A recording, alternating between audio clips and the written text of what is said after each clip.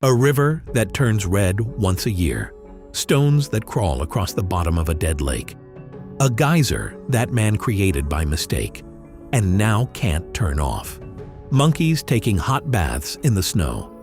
And a trail of 3 planks over a kilometer-long precipice, which people walk voluntarily. Today on the most incredible and beautiful places on our planet. Make yourselves comfortable. We begin with a roar that can be heard for kilometers. The waterfall that once fell, silent, Niagara. Every second, so much water tumbles over this cliff that it could fill an Olympic swimming pool, and there would still be some left.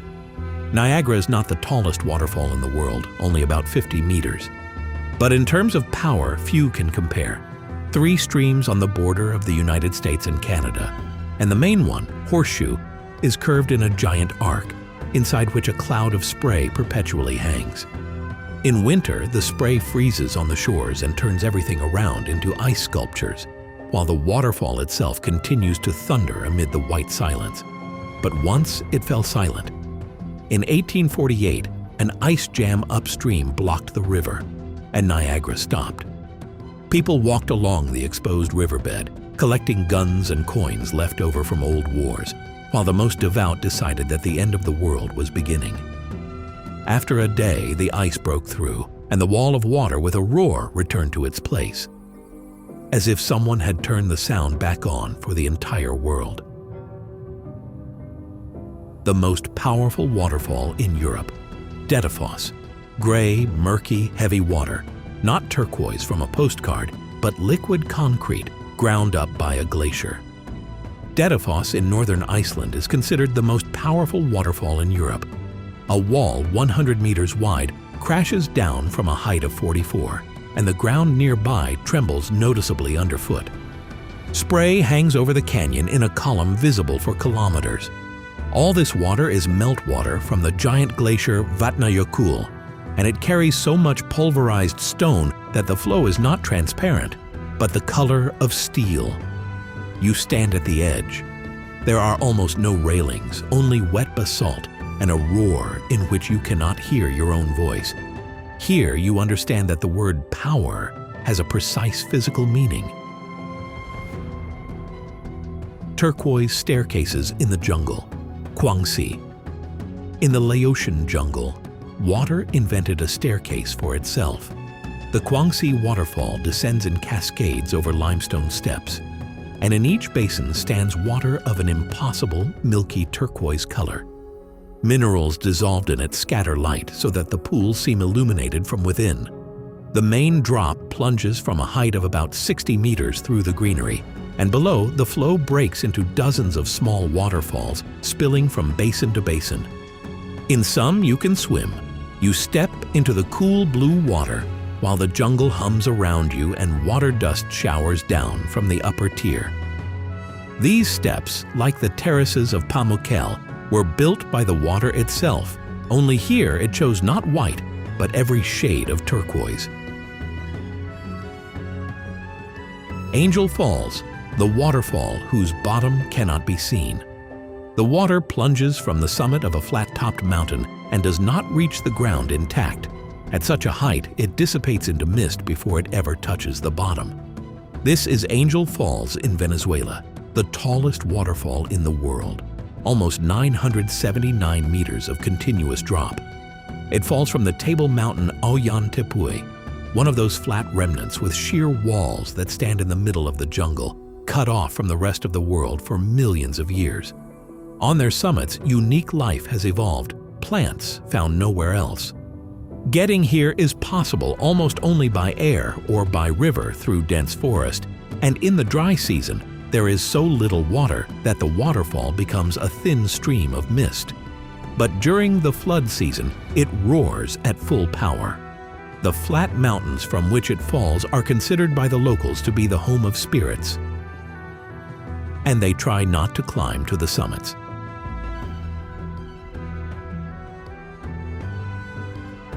Skogafoss, wall of water and an eternal rainbow.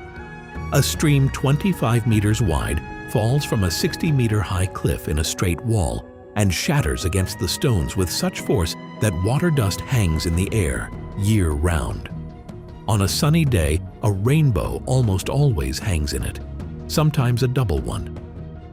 This is Skogafoss in southern Iceland. The cliff from which it falls was once the coastline of the ocean. The sea retreated several kilometers, but the step in the landscape remained, and now a river pours over it. You can walk right up to it, to the very foot, but standing closer than a few meters is difficult. The spray soaks you through in seconds. A steep staircase leads up from the side, and from the top, a flat green plain opens up, across which the river stretches toward the cliff. In winter, the edges of the waterfall become encrusted with ice, and the water falls through a white, icy frame.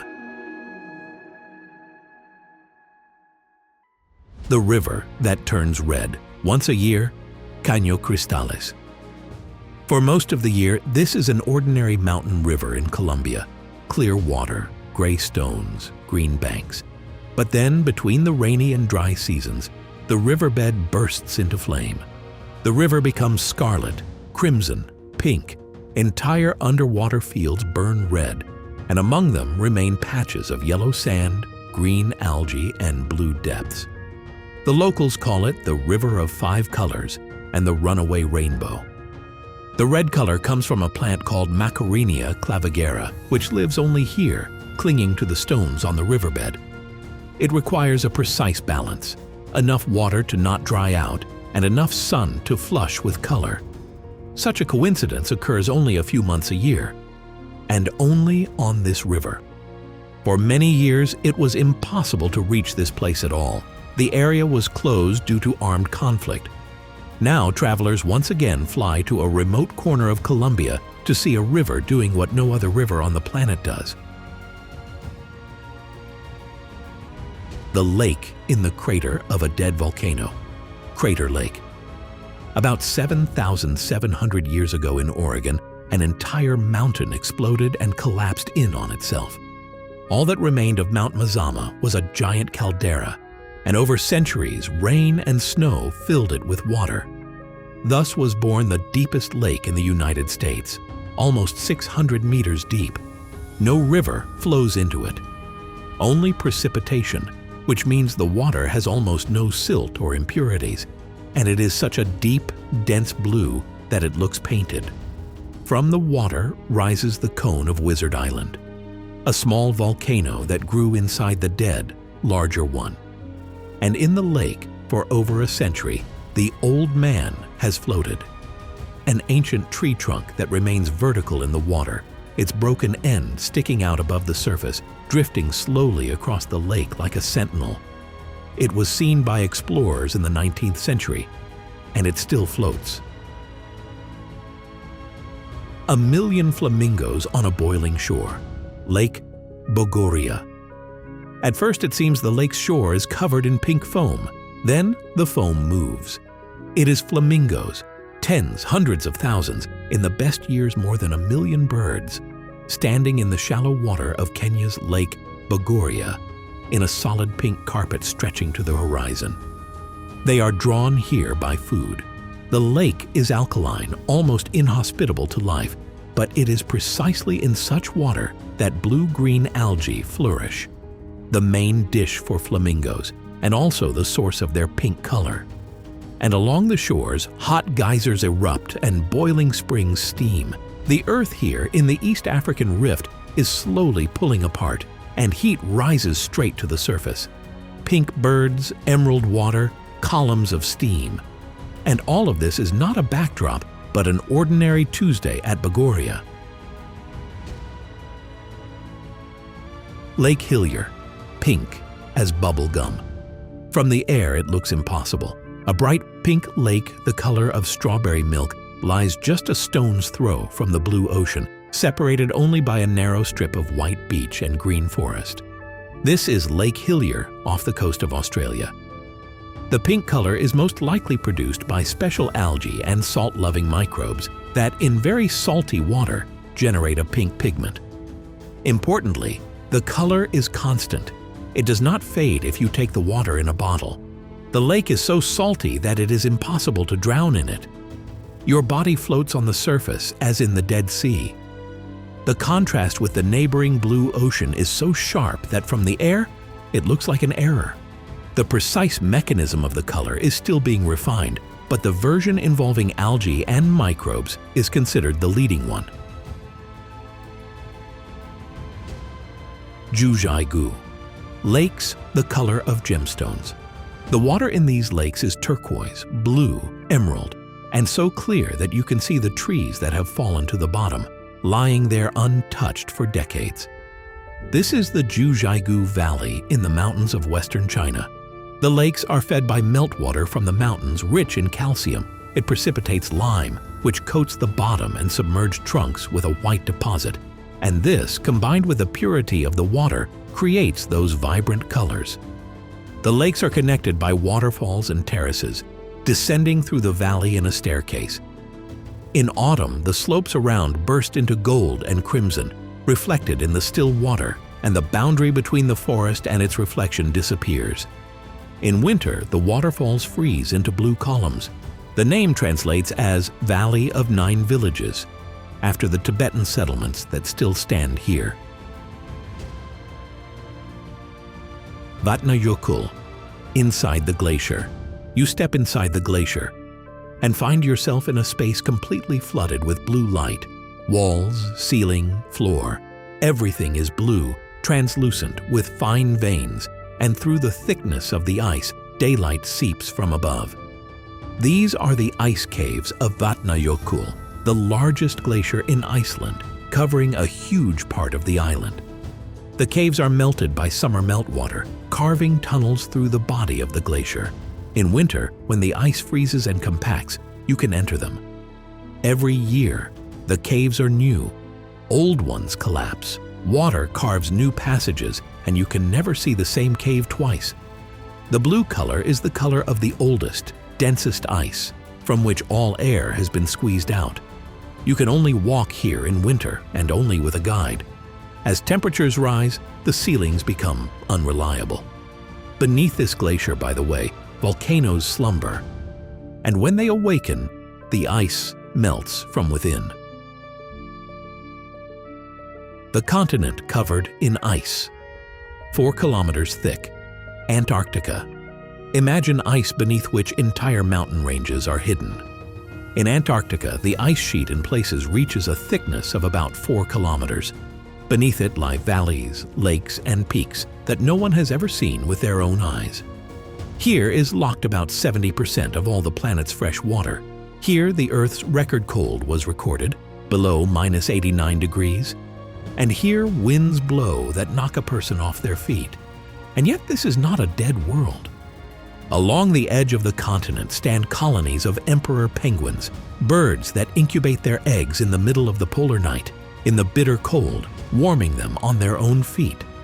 Past icebergs the size of cities swim whales. Seals doze on ice floes. For 6 months, the sun never sets. For 6 months, it never rises. The only continent where humanity has not a single permanent city, only scientific stations and a white expanse larger than Europe. The monkeys that take hot baths. Jigokudani. Winter, the Japanese mountains, snow falling in large flakes. In the middle of it sits a monkey, up to its shoulders in hot water, with a snow-covered head and an expression of absolute bliss.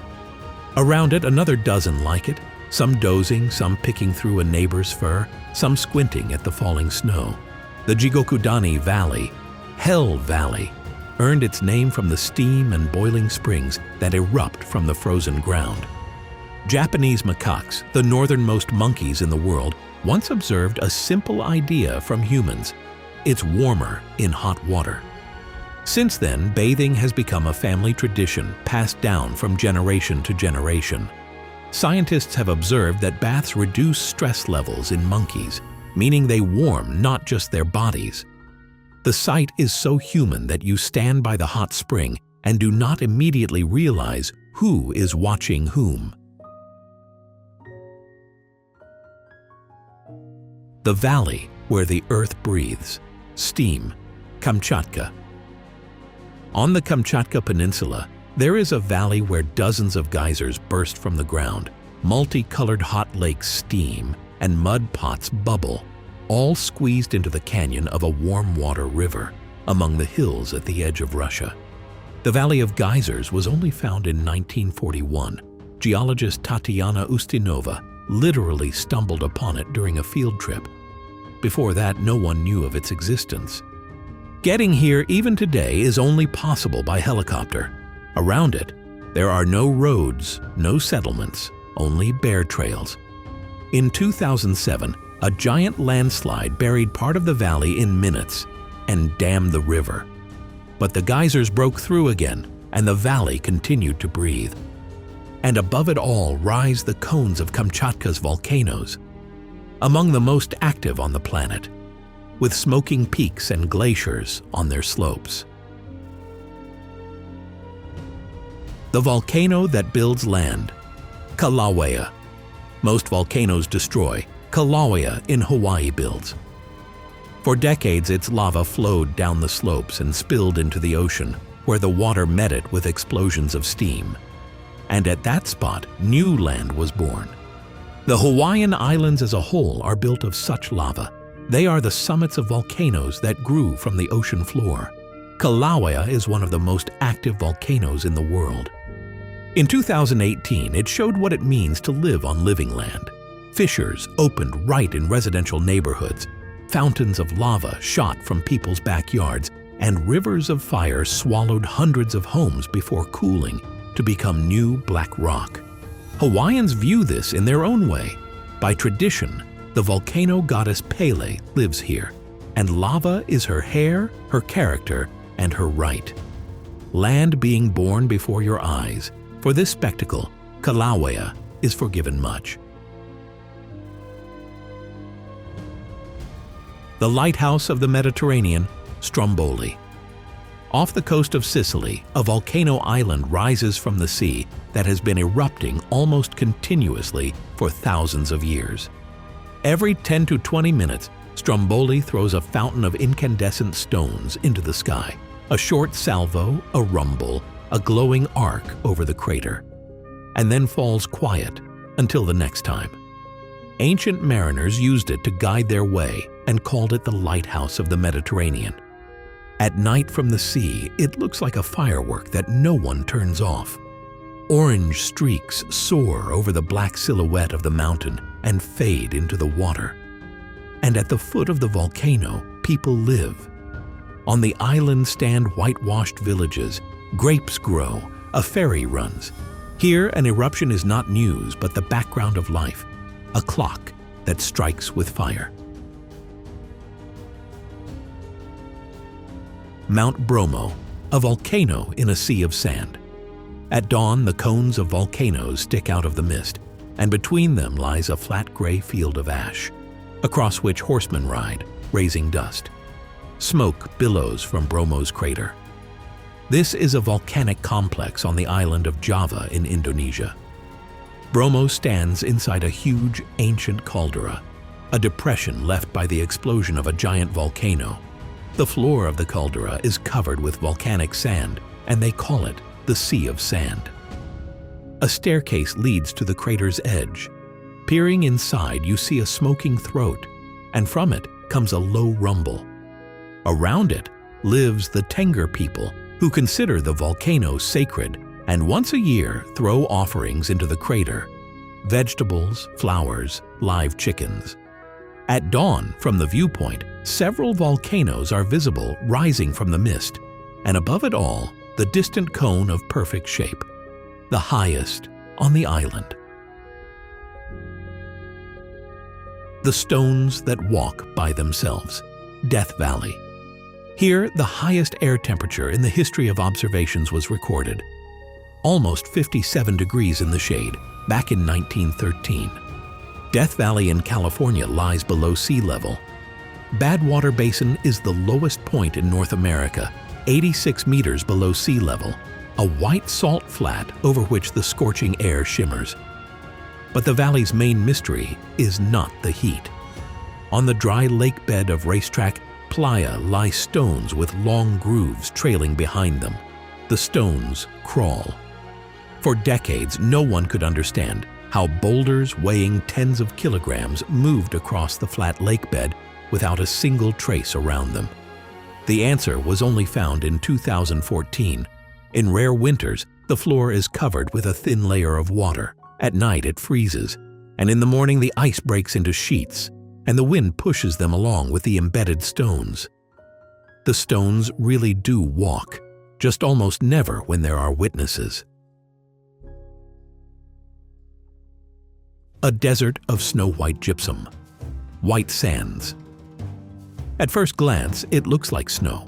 White dunes to the horizon, blinding under the New Mexico sun. But snow cannot lie in 40-degree heat. This is gypsum, white sands, the largest gypsum dune field on the planet.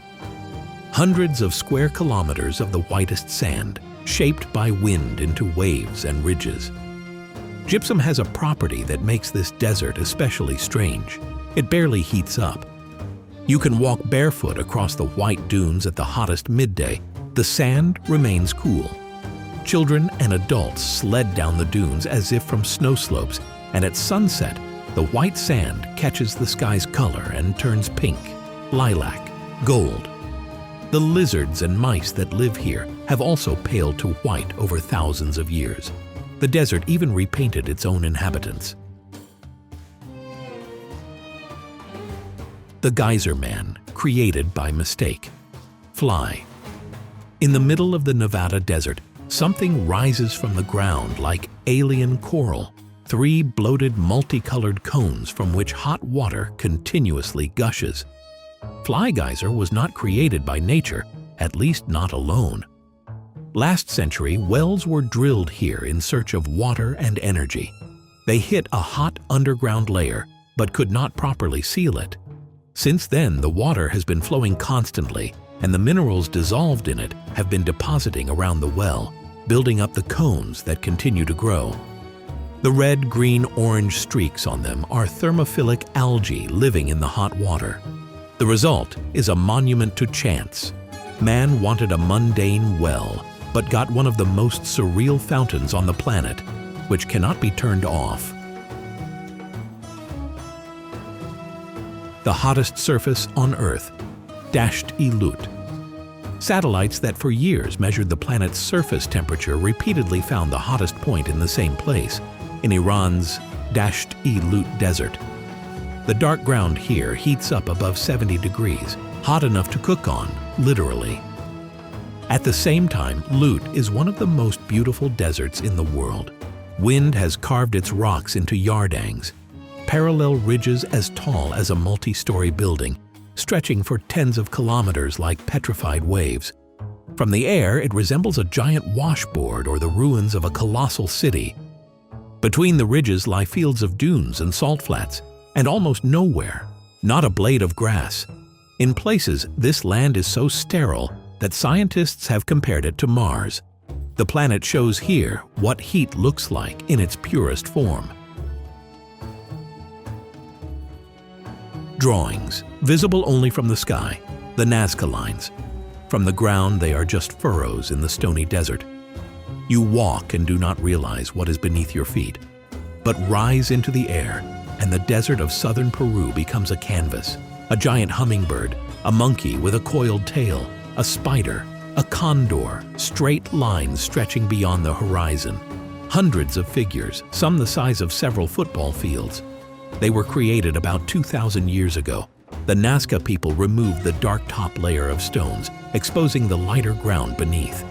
In one of the driest places on the planet, there is no rain to wash away the drawings, so they survived 20 centuries. Why were they drawn if they can only be seen in their entirety from above?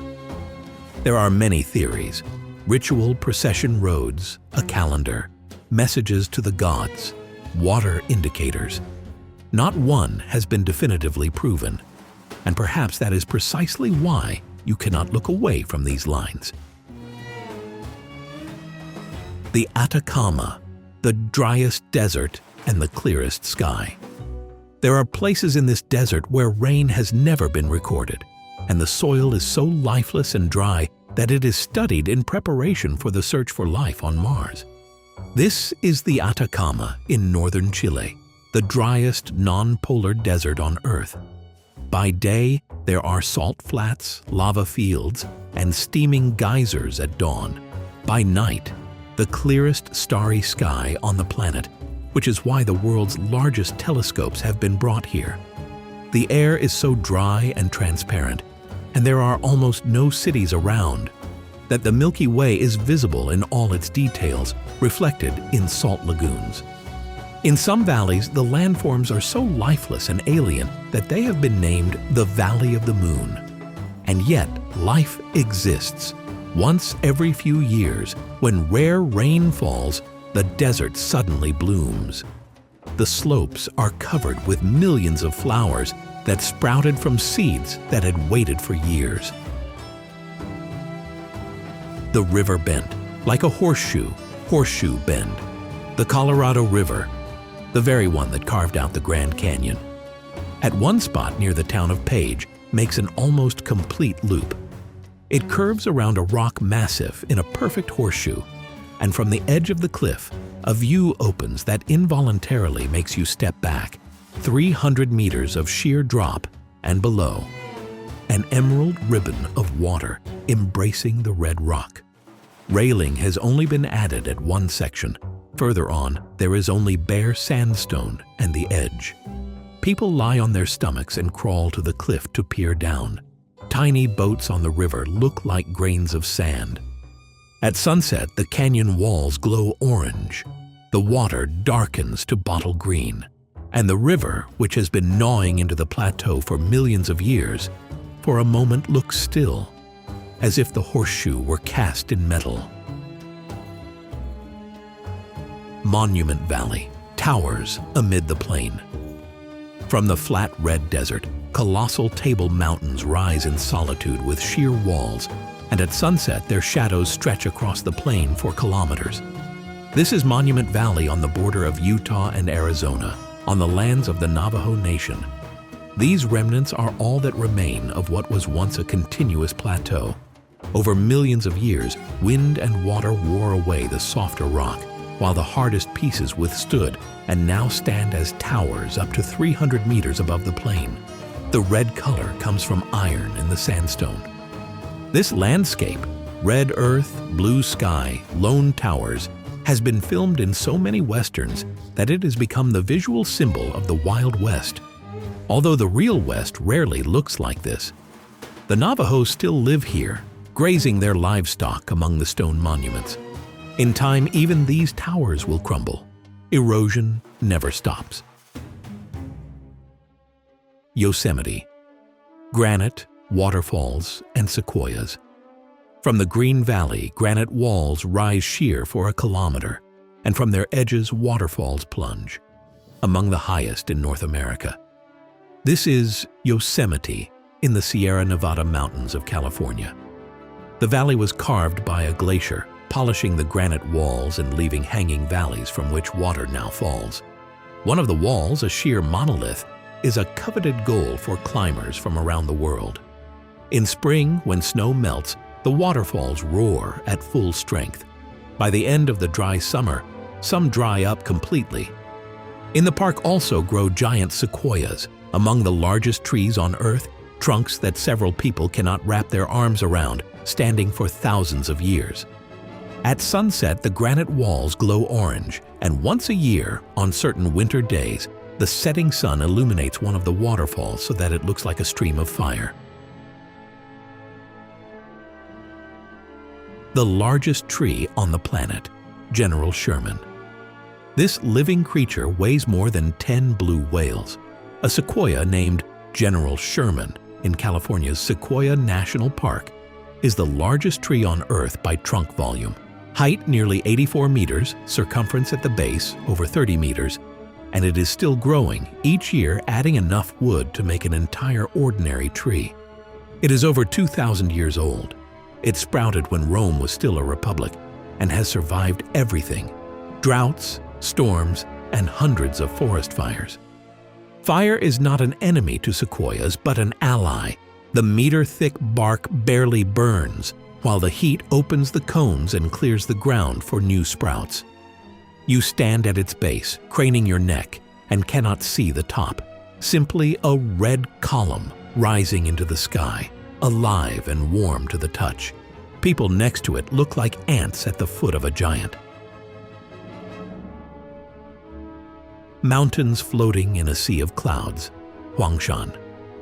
For centuries, Chinese artists painted the same mountains, granite peaks rising from clouds and twisted pines growing right out of the rock. Europeans thought this was fantasy until they saw Huangshan. The Yellow Mountains look exactly as they do on ancient scrolls. Clouds flood the valleys in a white sea, and the peaks float on it like islands. The pines here cling by their roots to bare rocks and grow from cracks at impossible angles. The most famous trees have been given names and are protected like monuments. Tens of thousands of stone steps have been carved into the slopes, and everything the hotels on the peaks need, from food to gas canisters, porters carry up on shoulder poles, step by step. Sunrise over the sea of clouds draws crowds. The sun rolls out of the white veil, and the mountains, one by one, light up with gold. A trail of three. Planks over a precipice, Mount Hua. To a vertical cliff are nailed 3 planks. Beneath them, hundreds of meters of emptiness. This is not a thrill ride, but an ancient trail on Mount Hua in China, called one of the most dangerous hiking trails in the world. You walk sideways, pressed against the cliff, clipped by carabiners to a cable, while the boards creak underfoot. Huashan is a sacred mountain of the Taoists, and hermits settled on its peaks many centuries ago. Part of the trails and notches in the rock were carved by their hands. The reward for the planks is a tea house in an ancient temple on one of the peaks, possibly the hardest to reach cup of tea on the planet. Down below, meanwhile, quite modern cable cars crawl up the mountain. But the queue for the planks never thins. People still need to test themselves over the abyss. 3 stone teeth that blush at sunset, Trekime. 3 giant stone teeth rise above the alpine meadows in near vertical walls. Trekime di Lavaredo, the trademark of the Dolomites. The rock itself here is unusual. Dolomite is, in essence, the petrified floor of an ancient tropical sea uplifted to a height of 3 kilometers. In the Dolomite rocks, marine fossils are still found. At sunset, what photographers from around the world come here for happens, a phenomenon the locals call enrosadira. The walls burst into pink and scarlet, as if the stone has been heated red hot. And these mountains also remember war. In the First World War, the front line ran right along the ridges, and in the rocks around Tresinim, tunnels, trenches, and positions carved by soldiers into stone and ice are preserved. Today, routes pass through them. History you can walk into. The fjord, where waterfalls are called the Seven Sisters, Geiranger. A narrow sea arm cuts into the Norwegian mountains for 15 kilometers, and from its sheer walls fall waterfalls that have names. 7 thin streams side by side, the Seven Sisters. Opposite, across the fjord, a wider stream nicknamed the Suder. Legend says he has been courting the sisters for centuries, all to no avail. Along the fjord walls are scattered abandoned farms, tiny green shelves on the cliffs where people once climbed by ladders and paths. People lived where it seems only grass can cling. Hay was cut on ledges, children were tied down so they would not fall. Today, ferries and cruise ships pass through the dark water between the 1,000-meter walls, and from the deck, the farms look like doll houses glued to the sky. Mountains of all colors at once, Landmannalaugar. In the heart of Iceland, there are mountains as if hand-painted, red, yellow, pink, green, gray-blue slopes flowing into one another, and between them lie black lava fields and steam rising. This is Landmannalaugar, the land of rhyolite mountains. Rhyolite is volcanic rock that, upon cooling and under the action of hot springs, acquires dozens of shades, and every slope here is colored differently. In the midst of this multicolored landscape, hot streams burst forth. After a day walking through the cold mountains, travelers undress and climb into a natural warm bath under the open sky. Getting here is only possible in summer and only on dirt roads through fords. In winter, the colorful mountains are buried under snow and the land empties. A few months a year, and then silence again. The roof of the world, Everest, the highest point on the planet, 8,849 meters minus a few centimeters that are constantly being refined. The mountain continues to grow. The Indian plate still presses into Asia. At the summit of Everest, there is 3 times less oxygen than at sea level, and the upper part of the route climbers call the death zone. There, the human body cannot recover. It only consumes itself. And yet every spring, hundreds of people converge on the mountain. The base camp on the glacier turns into a yellow tent city. Strings of prayer flags flutter over the moraine, and caravans of yaks haul loads through the thin air. The true masters of the mountain are the Sherpas. They fix ropes, carry loads, and ascend to the summit dozens of times. For them, Everest is called Chomolungma, Mother Goddess of the World, and with the goddess here, they try not to argue. The mountain decides everything herself. Snow on the equator, Kilimanjaro. Almost on the equator itself, above the hot African savanna, stands a mountain with a snowy peak. Kilimanjaro is the highest point in Africa, about 5,900 meters, and yet it does not belong to any range. A giant volcano stands alone, rising straight out of the plain, visible for 100 kilometers. Climbing it is a journey through all the Earth's climates in a few days. Tropical forest with monkeys, heathland, high-altitude desert, and finally, ice. The glaciers on the summit lay for more than 10,000 years. But over the last century, they have mostly melted, and scientists seriously discuss the possibility that Kilimanjaro's snow may disappear within our lifetime. An elephant walking across the savanna against a snowy peak is one of the most incredible images on the planet, and it may soon become history. The plateau of the lost world, Roraima, the Table Mountain. Roraima rises above the jungle in sheer walls hundreds of meters high, a giant stone table at whose corner the borders of 3 countries meet: Venezuela, Brazil, and Guyana. Its summit has been cut off from the world for millions of years, and life there went its own way. Rocks blackened by lichens, crystal valleys of quartz, carnivorous plants, and tiny black toads that cannot jump. They had nowhere to hurry for millions of years. The summit is covered by clouds almost every day, and rains give birth to waterfalls that plunge straight from the plateau's edges. It was the accounts of this mountain that inspired Conan Doyle's The Lost World, a novel about a plateau where dinosaurs survived. There are no dinosaurs on Roraima, but once you climb through the clouds to its summit, you almost start to believe they are there. The Maldives, atolls, and glowing sea. From above, the islands look like rings and commas of turquoise scattered across the dark blue ocean, each bordered by a white fringe of beach and a shallow lagoon. This is the Maldives, a chain of more than 1,000 coral islands in the Indian Ocean.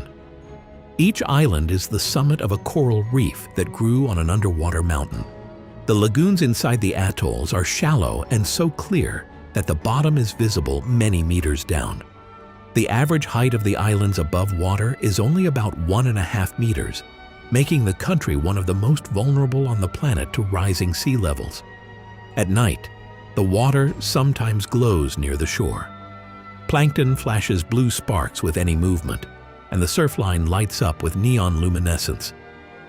Underwater, coral gardens, rays, and reef sharks. Whitehaven, beach of purest silica. The sand here is so white and fine that it squeaks underfoot and barely heats up in the sun, and the water nearby swirls in eddies of turquoise and white like marble. This is Whitehaven Beach on the Whitsunday Islands off the coast of Australia. Its sand is almost entirely pure silica, hence the dazzling whiteness and the fact that it stays cool in the hottest heat. Exactly why such pure sand is found here is not precisely known. At the inlet where the sand mingles with the tides, the water and white shoals interweave in a whimsical pattern that changes with every tide, and it is best seen from above. The silica is so pure that you cannot simply brush the sand off your things. It is as fine as powder. Around it, coral reefs and warm, clear sea. El Nido, cliffs, lagoons, and crystal water. A boat passes through a narrow crack in the rock and enters a closed lagoon where the water is such a transparent green that the boat seems to hang in the air above the sandy bottom. This is El Nido on the island of Palawan in the Philippines. Sharp limestone cliffs covered in forest rise from the turquoise sea, and between them are hidden dozens of lagoons, beaches, and grottos, accessible only by water and sometimes only at low tide. The limestone is eroded into lace, arches, tunnels, caves. The water is so clear that corals and fish are visible from the surface without any mask. The cliffs plunge sheer into the sea, and the waves have carved niches at their base into which the surf roars. By evening, when the boats return, the water turns gold, and the black silhouettes of the cliffs stand against the sunset. The hills that turn chocolate, Bohol. On the Philippine island of Bohol, from the green rice plains rise hundreds of identical rounded hills. More than 1,200 neat cones, as if someone deliberately placed them on the earth. For most of the year they are covered in grass, but in the dry season, the grass withers and the hills turn brown. Hence they were named chocolate. Geologists explain them as limestone, ancient coral deposits uplifted from the sea, shaped over millions of years by rain and rivers into rounded domes. Local legends offer more interesting versions, from the tears of a giant mourning his mortal beloved, to a battle between two giants who pelted each other with earth. And in the forests between the hills lives the tarsier, a tiny primate with enormous eyes, each the size of its brain. An island where even the hills and animals look invented. The island of the last dragons, Komodo. Dragons exist. They live on a few Indonesian islands, weigh up to 70 kilograms, grow up to 3 meters long, and run faster than their lazy gait would suggest.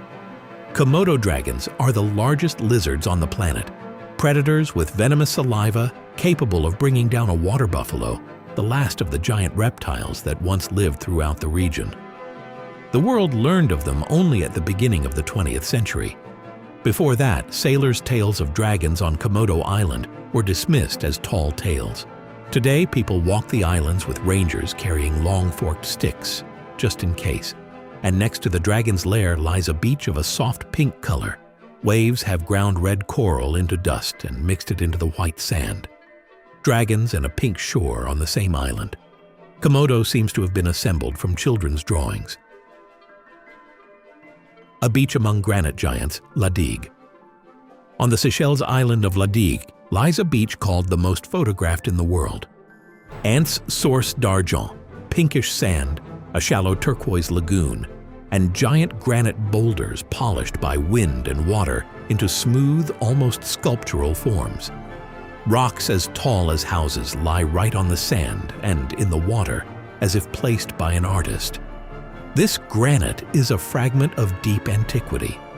The Seychelles are considered a remnant of a continent that existed before the breakup of the landmasses, and no other such granite islands exist in the middle of the ocean.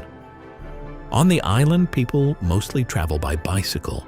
Giant tortoises hide in the shade of pandanus trees, and at sunset, the boulders warm up and hold their heat like stoves, a place where the scenery need not be built. It has lain here for millions of years. The shore where no roads lead, Napali. Along the northwest of the Hawaiian island of Kauai, for over 20 kilometers, stretches a coast to which no road leads. Napali, emerald ridges soaring from the ocean for hundreds of meters, narrow folded crests between which are hidden valleys, waterfalls, and beaches that can only be reached on foot, by water, or by air. The hiking trail along the coast is considered one of the most beautiful and most dangerous in the United States. It winds along the edge of cliffs, and tropical downpours turn streams into torrents in minutes. Once, Hawaiians lived in these valleys, growing taro on terraces whose traces are still visible in the greenery. These ridges have been filmed many times in movies about distant worlds and dinosaurs. If you need to show the land before humans, you film Napali.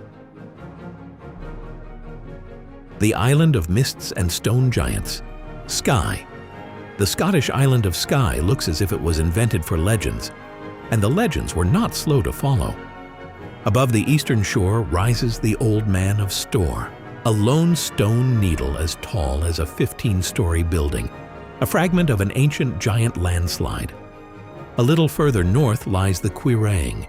The landslide there is still moving, and the road through it has to be repaired over and over. At the foot of the Black Quillan Mountains hide the fairy pools, a chain of transparent blue pools and waterfalls on a mountain river, the water of which is bitterly cold even in summer. Add heather, mist, rainbows several times a day, and sheep on the roads, and you will understand why on this island they believed in fairies and giants. The landscape here tells stories by itself. All you have to do is write them down. The cave with an eye in the ceiling, Benagil. From the shore, it cannot be seen. The Benagil Sea Cave in southern Portugal opens only from the water. For millennia, waves gnawed at the limestone coast until they carved beneath the cliffs a vast chamber with a sandy beach inside. And then the ceiling gave way in one spot, and a circular window opened in the roof through which a column of sunlight falls.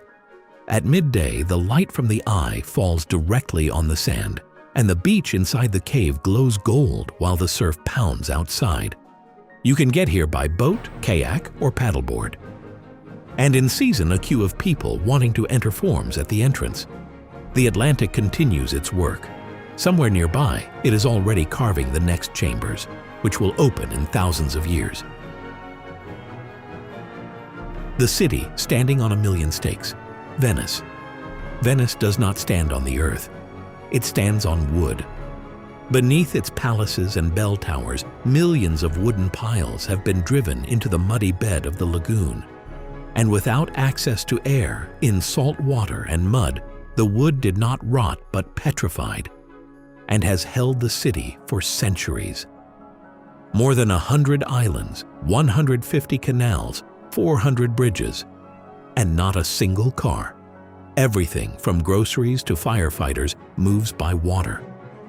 The price of this miracle comes with the tides.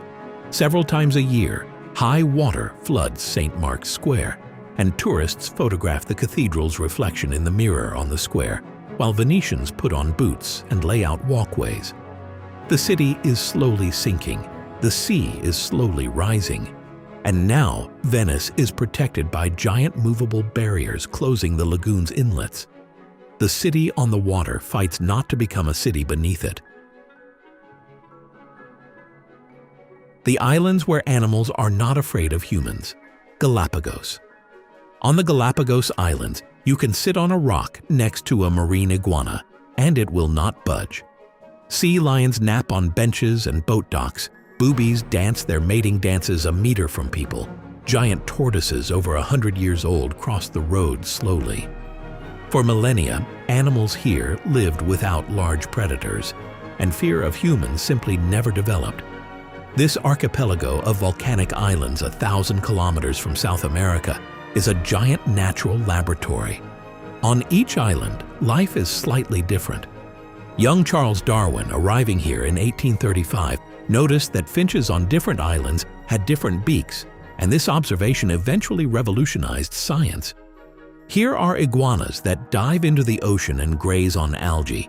cormorants that have lost the ability to fly, and penguins living on the equator, a place where evolution is visible to the naked eye. Sun Zhuang, the cave with a forest inside. Inside this cave are its own clouds, its own river, and a real forest with trees tens of meters tall, growing where the ceiling collapsed and light poured in. This is Sun Zhuang in Vietnam, the largest cave in the world. Its main chamber is so vast that a skyscraper could fit inside it, or an airplane could fly through. The cave was carved by an underground river through limestone over millions of years. In places, the ceiling collapsed, forming giant sinkholes through which sunlight falls and seeds enter. Thus jungles grew underground. There are also giant stalagmites the height of a multi-story building, and calcite pearls formed in dried-up pools. The cave was open to the world quite recently. A local villager stumbled upon the entrance, was frightened by the roar of the underground river, and did not enter for many years. Only a few hundred people are allowed in per year. Waitomo, the cave with a starry ceiling. You float in a boat in the pitch darkness of an underground cave, look up, and above you are thousands of bluish-green lights, as if the starry sky had been moved underground. This is the Waitomo Caves in New Zealand, and the lights are alive. They are lit by the larvae of a special fungus gnat, glowworms that live on the cave ceiling and glow to attract prey. Each larva hangs down thin, sticky threads, and its cold blue glow attracts insects that fly toward the light and get caught. The hungrier the larva, the brighter it glows. In the densest areas, the ceiling is so thickly studded with lights that it resembles a real galaxy. Absolute silence reigns in the cave. The light goes out from the slightest noise and air movement, so the boats glide along the underground river slowly and silently. The Marble Caves, stone polished by water.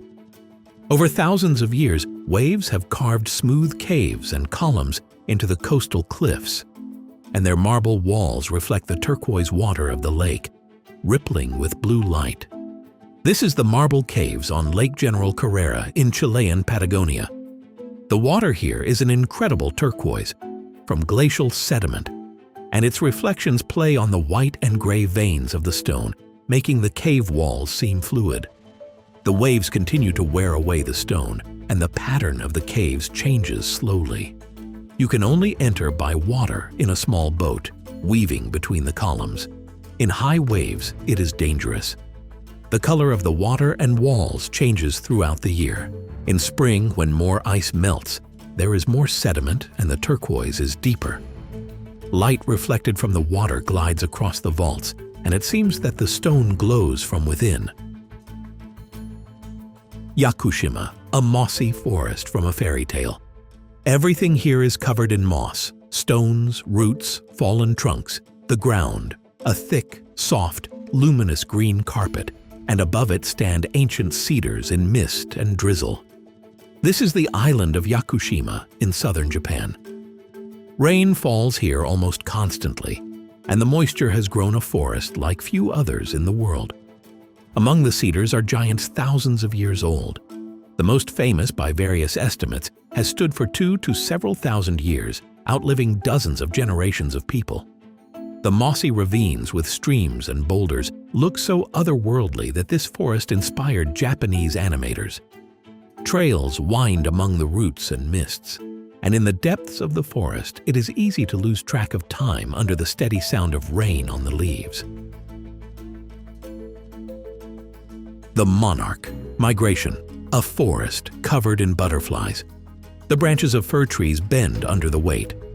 But it is not snow or leaves, but millions of butterflies clustering so densely on the trees that the bark is invisible. And when they take flight, the air fills with the orange rustle of wings. This is the wintering grounds of monarch butterflies in the mountains of Mexico. Every autumn, monarchs fly here from all over North America, covering thousands of kilometers. And what is astonishing, no single butterfly makes the journey twice. The migration spans several generations, and the ones that arrive in Mexico are the descendants of those that flew north in spring. How they find the same groves, which they have never seen, is not precisely known. They cluster closely to conserve heat. At night in the mountains it is cold, and in the cold, a butterfly is motionless. With the first warmth of spring, the entire mass stirs and begins the return journey north. Serengeti, 1 million animals on the move. Across the endless plain moves a living river. Hundreds of thousands of wildebeest and zebras flow in a single stream, raising dust, while predators lurk behind them. This is the Great Migration in the Serengeti in Tanzania, the largest movement of land animals on the planet. Each year, over 1 million wildebeest and hundreds of thousands of zebras and antelopes circle in pursuit of rain and fresh grass, covering vast distances between Tanzania and Kenya. The most dramatic moment is the river crossings, where crocodiles lie in wait, and hundreds perish in the muddy water and stampede. Calves are born on the plain as well. During the short calving season, hundreds of thousands of young are born almost simultaneously, so predators simply cannot eat them all. Above the grass rise the flat crowns of acacias, and on the horizon the heat shimmers. This movement never stops. The circle closes and begins anew. An arc inside a crater, Ngorongoro. 2.5 million years ago in Tanzania, a volcano the size of Kilimanjaro collapsed and left behind a giant caldera. The Ngorongoro crater is one of the largest intact calderas in the world. About 20 kilometers across, walls 600 meters high, and inside, a whole enclosed world. On the crater floor live tens of thousands of animals: elephants, lions, buffalo, zebras, wildebeest, rhinos, almost all of Big Africa in one stone bowl. Many of them never leave the crater. There is year-round water and grass, and there is simply no reason to leave. In the morning, clouds roll over the rim and spill down the walls like milk, while along the crater rim, Maasai graze their cattle, just as their ancestors did. Nature accidentally built an ark here, and it is still sailing. The river that does not reach the sea, Okavango. This river has no mouth. The Okavango flows from the mountains of Angola, crosses Botswana, and instead of emptying into the ocean, spreads directly into the sands of the Kalahari Desert in a giant green fan and disappears. The water evaporates and seeps into the sand. Thus is born one of the largest inland deltas in the world, a labyrinth of channels, islands, and reed beds in the midst of arid land. The most amazing thing is the timing. Rains fall in Angola in the summer, but the water takes months to reach here, and the flood arrives at the height of the dry season, when the whole area is parched. Elephants, buffalo, antelopes are drawn to the water, followed by lions and wild dogs. Hippos carve channels through the reeds that everyone else then uses. People glide along the channels in mokoros, dugout canoes poling along, a river that gives itself entirely to the desert, and in doing so, feeds an entire world. The Taj Mahal, marble that changes color. At dawn, it is pinkish, by day, dazzlingly white. On a moonlit night, it gleams silver. The marble of the Taj Mahal changes hue with the light. This is the mausoleum in Agra, India, built by the Mughal emperor in memory of his beloved wife more than 350 years ago. A huge dome, 4 minarets at the corners, perfect symmetry, and reflection in the long pool before it. White marble is inlaid with semi-precious stones arranged in floral patterns. Up close, you can see that the design is not painted, but assembled from the finest inserts of turquoise, carnelian, lapis lazuli. It was built over 20 years by thousands of craftsmen. The symmetry is nearly flawless. The minarets are slightly tilted outward so that in an earthquake they would fall away from the dome. Only the emperor's own tomb breaks the perfect order. It stands off-center. Borobudur, A mountain of stone and Buddhas. From the air, it looks like a giant stone mandala, square terraces rising in steps, and on the upper rings, dozens of bell-shaped stupas, each containing a statue of Buddha. This is Borobudur on the island of Java, the largest Buddhist temple in the world, built over 1,000 years ago. It is composed of nearly 2 million stone blocks without mortar and was conceived as a path. Pilgrims circumambulate terrace after terrace in a spiral from bottom to top, viewing thousands of reliefs, symbolically ascending from the earthly world to enlightenment. Later, the temple was abandoned, overgrown by forest, and buried under volcanic ash, concealed for centuries until it was rediscovered. At dawn, when the sun rises over the jungle and volcanoes smoke in the distance, the stone stupas catch the first rays. 10,000 red gates, Fushimi Inari. Up the slope of a mountain in Kyoto rises a tunnel of thousands of scarlet torii gates, placed so densely that they close into a continuous red corridor. You walk inside and sunlight breaks between the pillars in bands of light. The corridor winds through the forest upward for kilometers, to the summit and back. Each gate is someone's gift.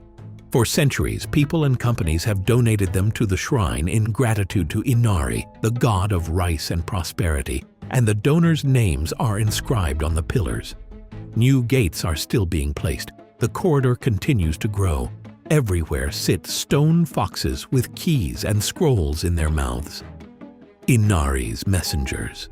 In the evening, the crowds thin, lanterns light up in the forest, and the red tunnel disappears into the darkness.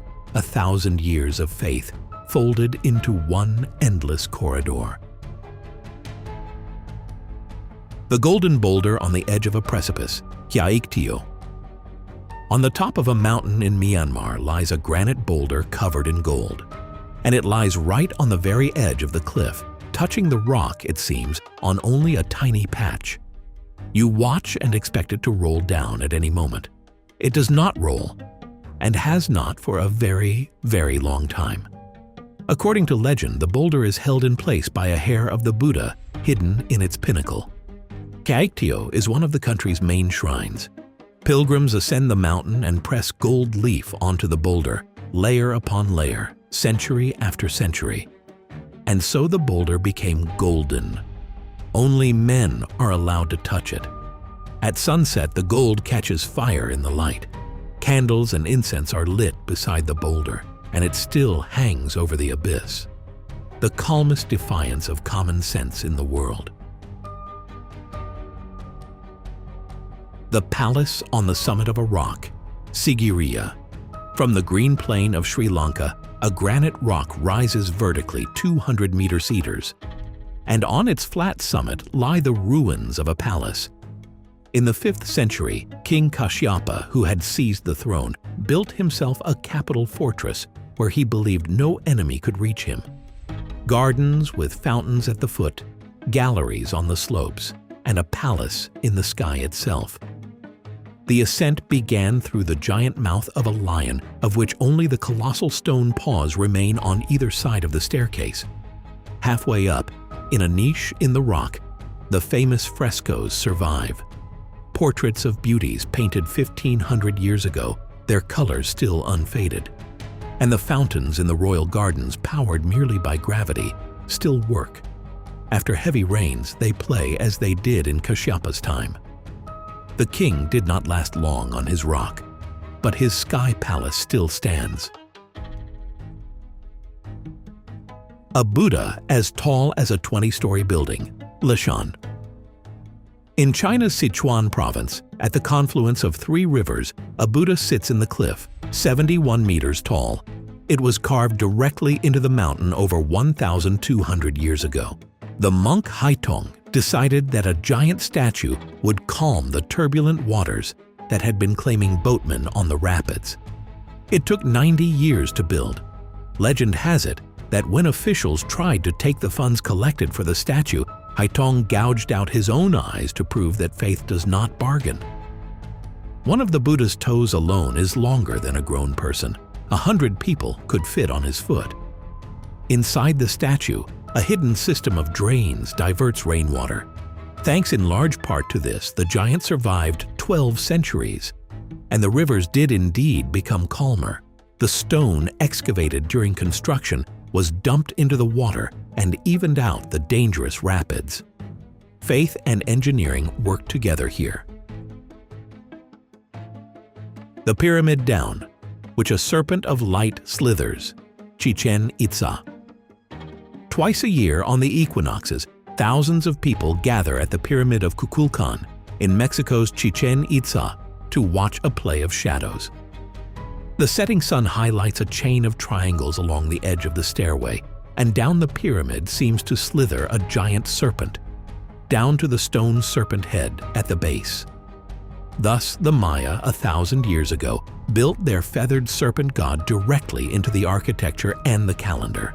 The pyramid itself is a calendar, 4 stairways of 91 steps each, plus the top platform, exactly 365.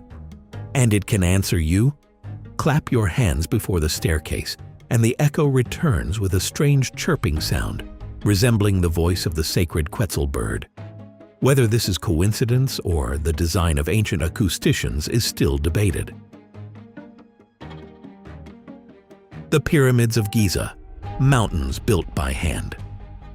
At the edge of the desert, almost at the city itself, stand 3 colossal man-made mountains of stone, the only surviving wonder of the ancient world, standing for about 4,500 years. These are the Pyramids of Giza in Egypt.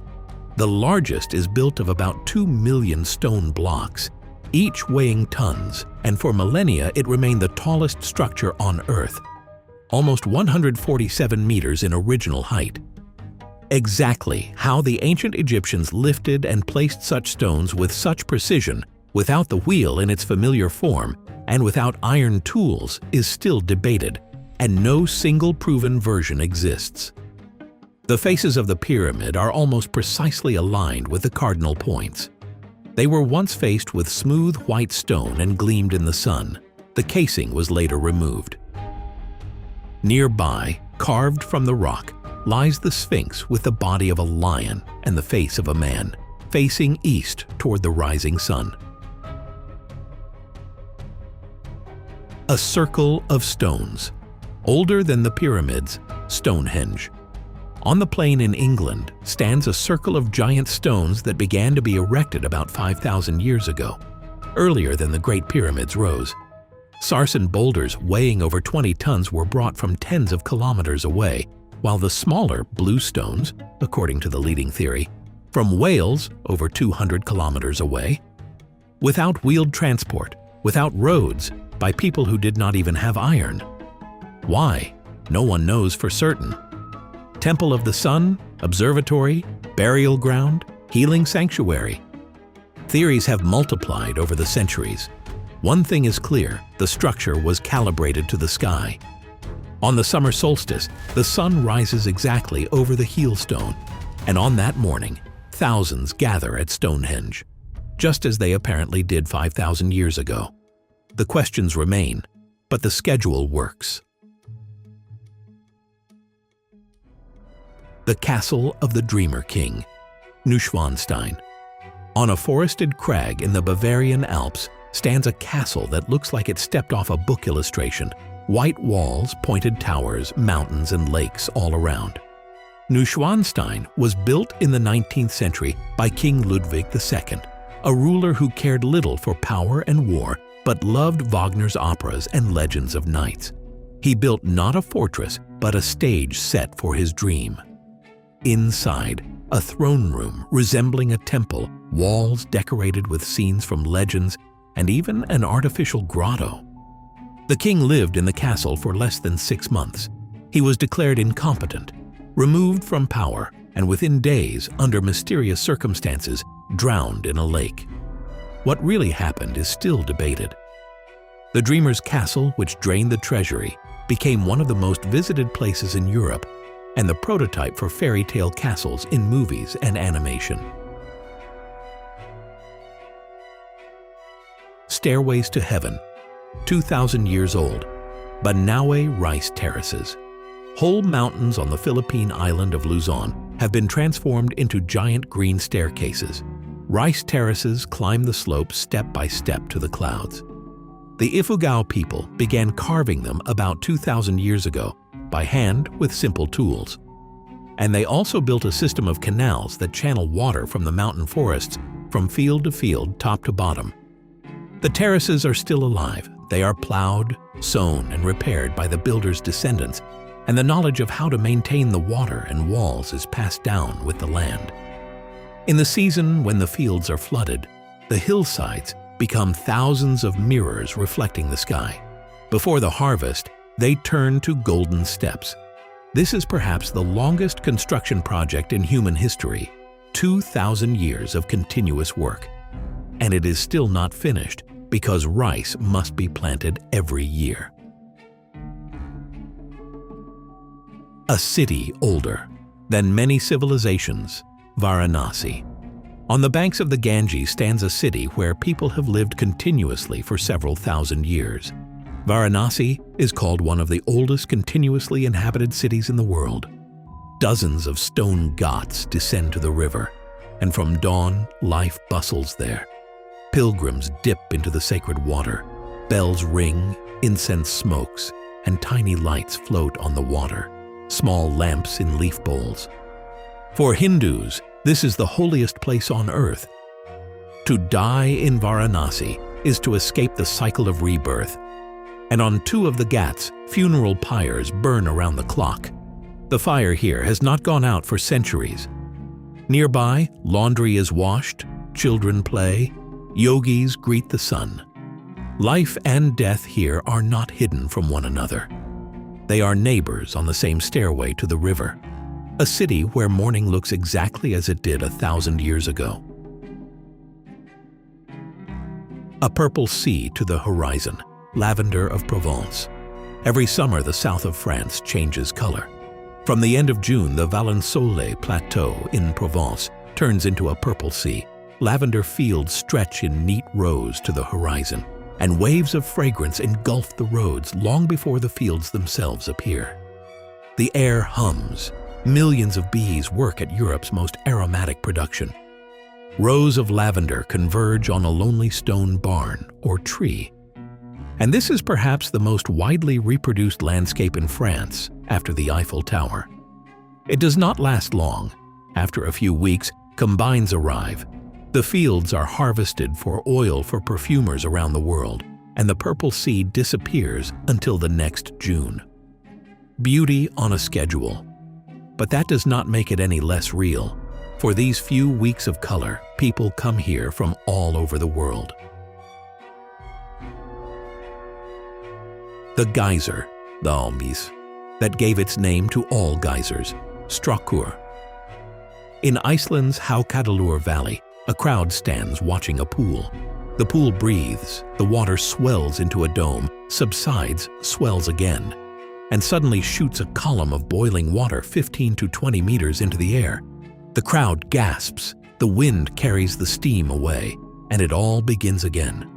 Strákur erupts every few minutes, perhaps the most punctual geyser on the planet.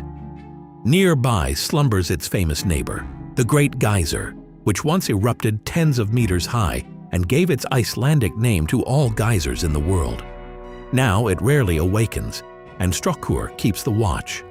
The ground around steams, streams are hot, and 100 meters away, imperturbable Icelandic horses graze. For them, the exploding pool is a familiar neighbor. The road that dives into the ocean, the Atlantic. Ocean Road. On the west coast of Norway, the road leaves the mainland and hops across islets straight through the ocean. 8 bridges stitch together the Skerries into one 8-kilometer route. The main bridge, Storsesundet, is curved so that from a certain angle it looks like a ramp launching into the sky. They call it the Bridge to Nowhere. In calm weather, it is simply a beautiful road. Sea on both sides, fishing jetties, seals on the rocks. But in a storm, the Atlantic washes right over the pavement. Cars drive through walls of spray, and the journey becomes a thrill ride of endurance. The Norwegians built the road over 6 years, surviving a dozen hurricanes in that time. The result is a rare case where an engineering structure does not argue with the landscape but dances with it.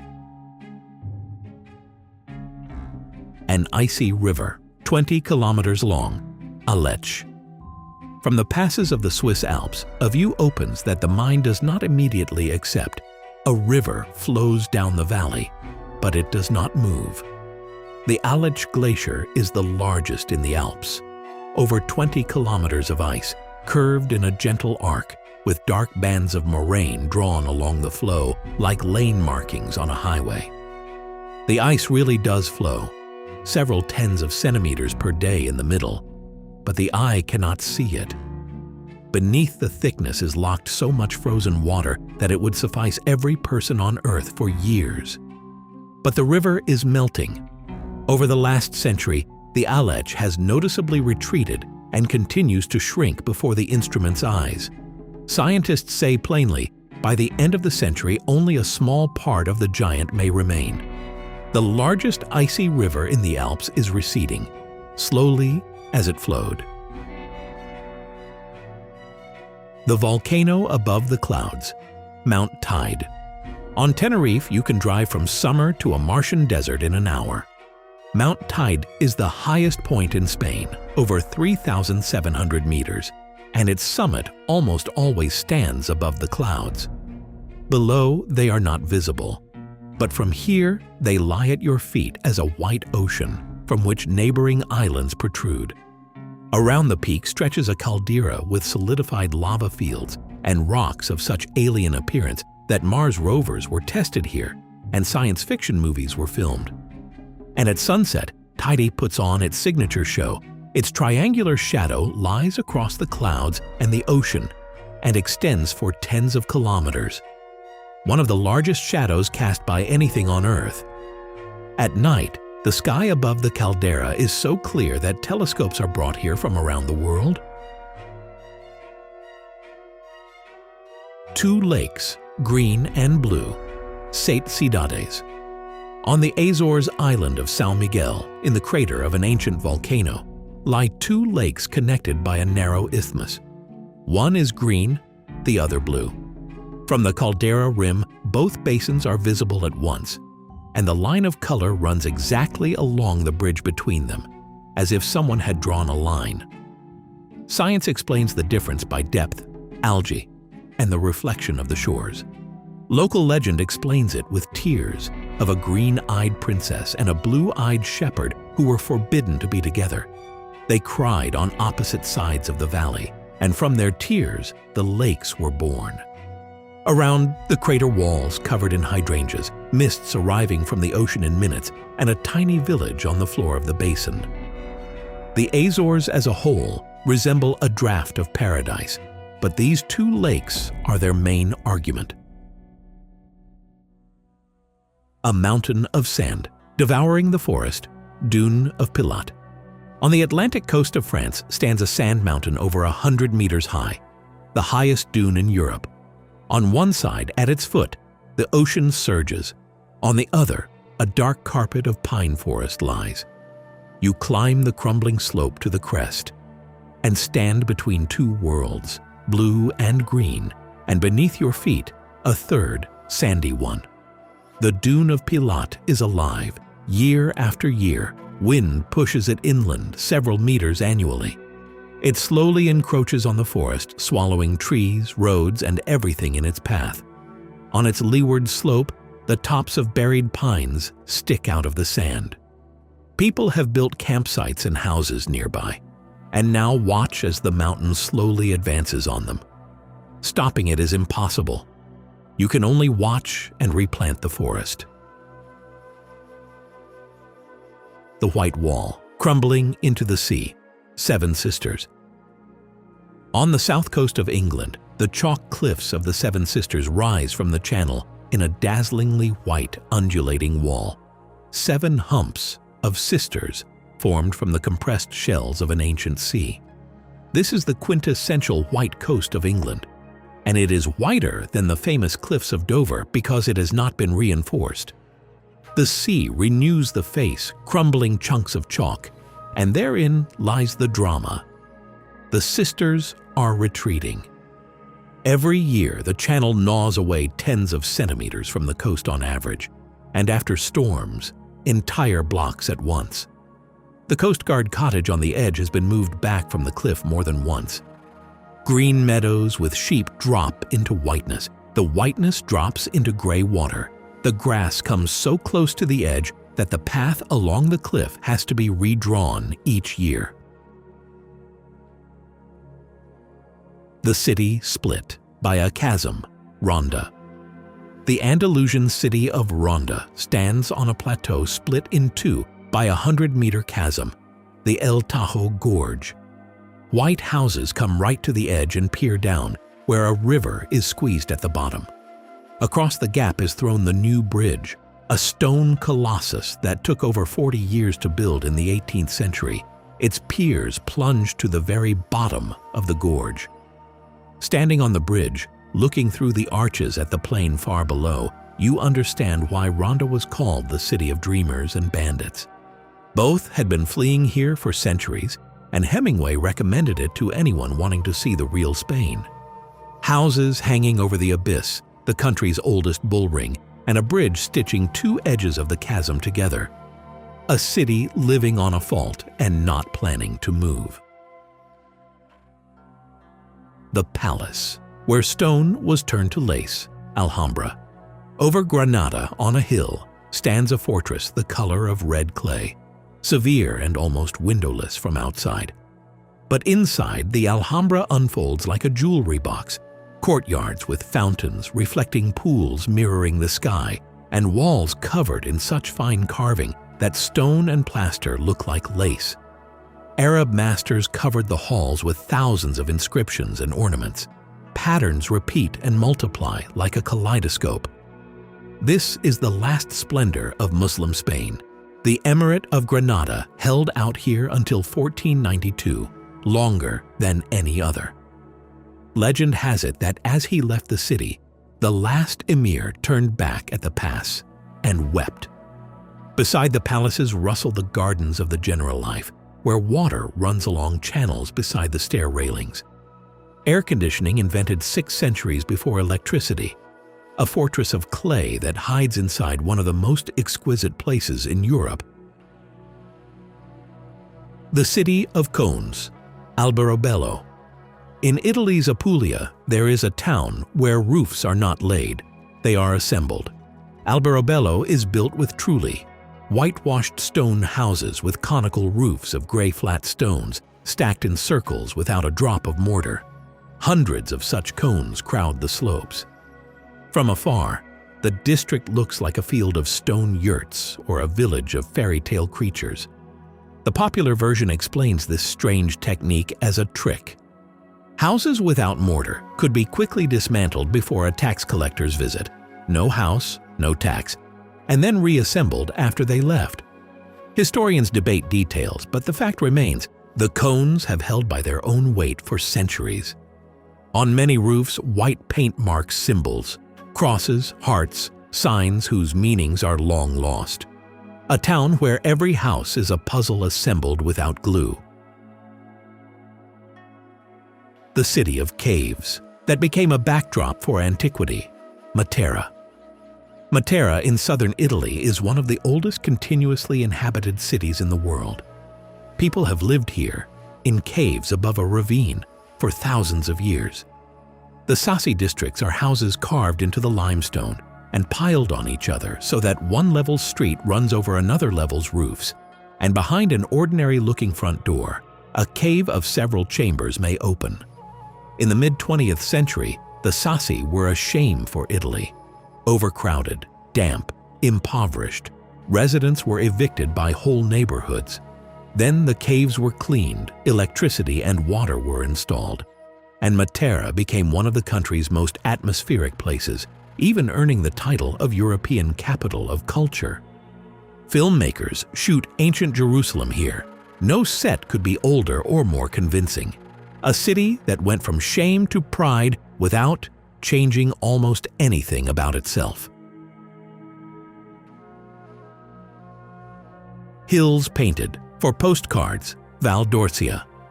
There are landscapes that look invented, and the Tuscan Valley of Val d'Orcia is one of them. Soft waves of hills crisscrossed by fields and vineyards, lonely farms on the summits, and cypress avenues leading to them in perfectly straight lines. It seems as if an artist arranged it all. And in part that is true. This landscape was shaped by people over centuries, striving for harmony consciously since the Renaissance. The best time is dawn. Mist fills the lowlands, and the hills with their farms float above it like islands, while the first rays draw cypress shadows across entire fields. In spring, the valley is green. In summer, golden with wheat. After plowing, velvety brown. The same place gives 3 different landscapes a year, and all 3 have been reproduced on millions of postcards. The bridge from which they jump for 4 centuries, Stari Most. Across the Emerald Neretva River in Mostar, Bosnia, spans a stone bridge like a crescent moon vaulting over 20 meters above the water. It was built by Ottoman masters in the 16th century, and since then a tradition has existed among local men, jumping from it into the icy mountain water, a proof of courage shown to brides and tourists for centuries. In 1993, during the war, the bridge was shelled point blank and collapsed into the river. The footage went around the world. It was restored using old techniques, raising stones from the same Neretva, and in 2004, Stari Most again stood over the water. The jumpers returned the next day. Today, the city lives around the bridge, as it did 400 years ago, and the jump into the Neretva remains the local currency of bravery. The lake with a postcard island. Bled.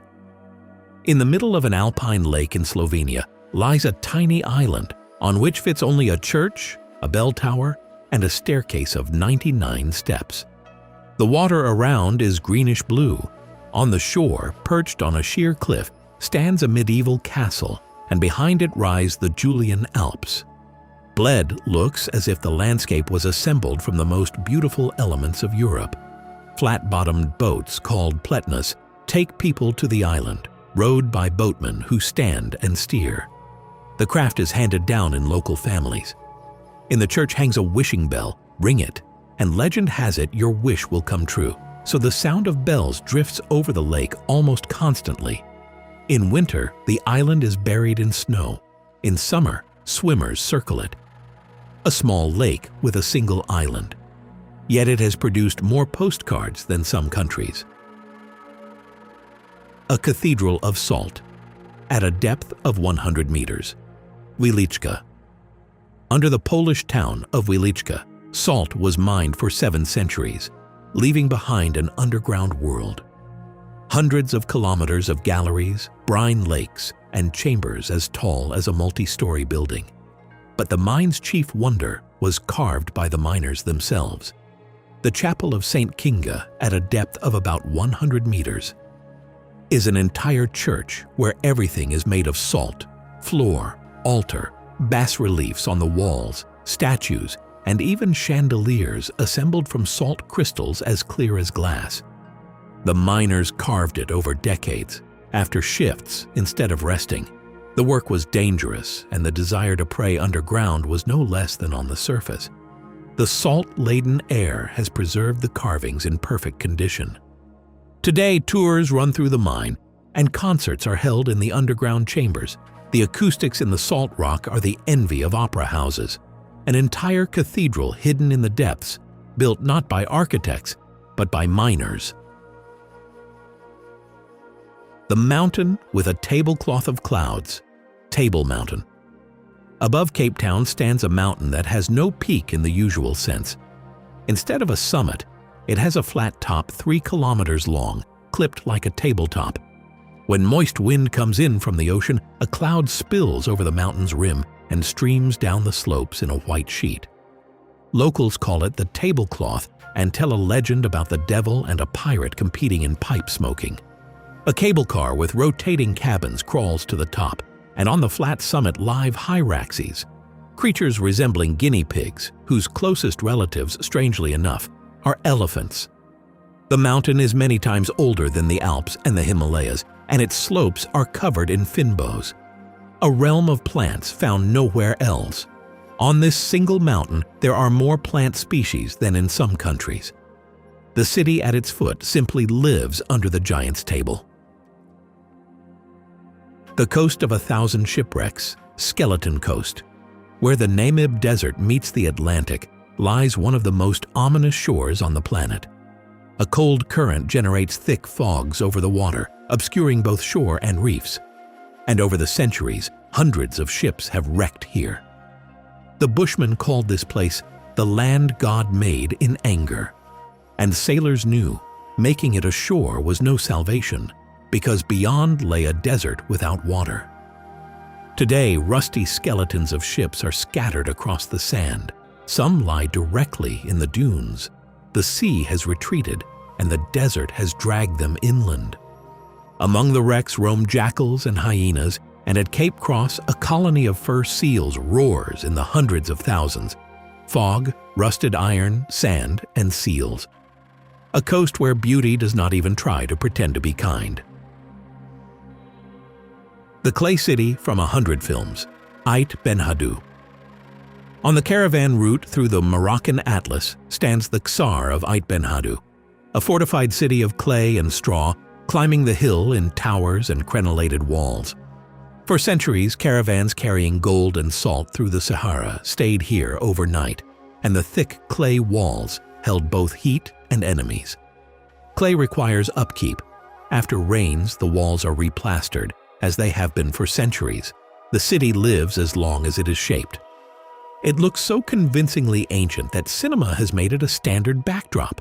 Dozens of films and series about gladiators, desert kingdoms, and imaginary worlds have been shot here. A few families still live within the old walls without modern amenities. And in the evening, when the sunset paints the clay in copper tones, the city looks just as it did 500 years ago. The temple that moved, Abu Simbel. 3,200 years ago, Ramses II ordered a temple to be carved into the Nubian rock, with 4 colossi of himself, each as tall as a 7-story building. Twice a year, the rising sun penetrates through the entire temple for tens of meters and illuminates the statues in the sanctuary. The ancient builders calculated this with precision that modern engineers would envy.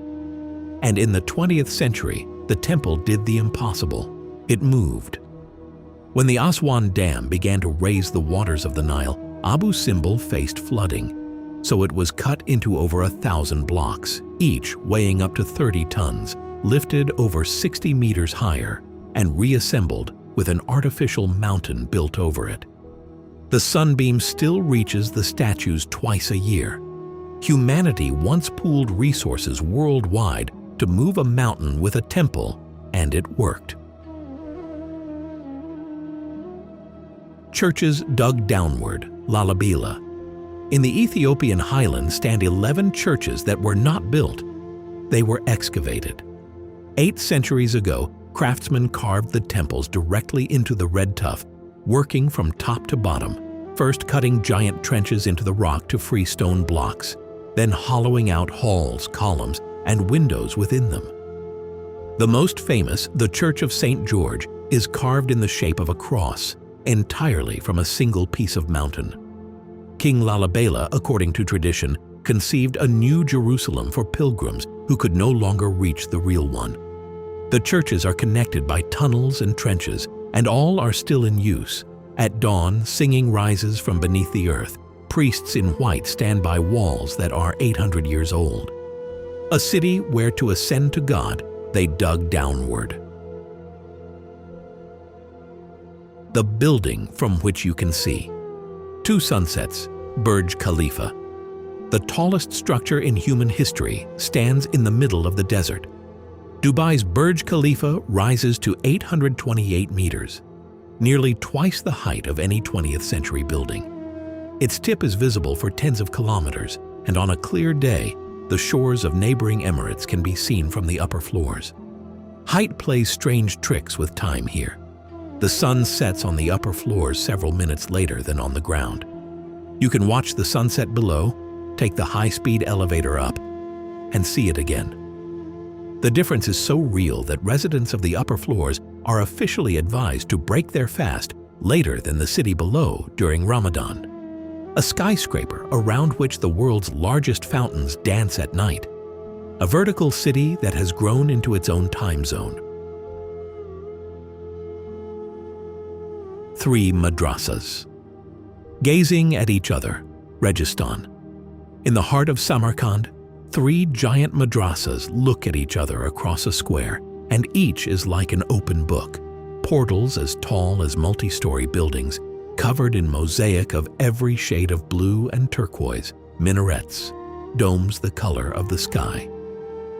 The Registan was built over several centuries, starting from the era of Ulugh Beg, grandson of Tamerlane, who was not only a ruler but also an astronomer, and lectured on the stars in his madrasa.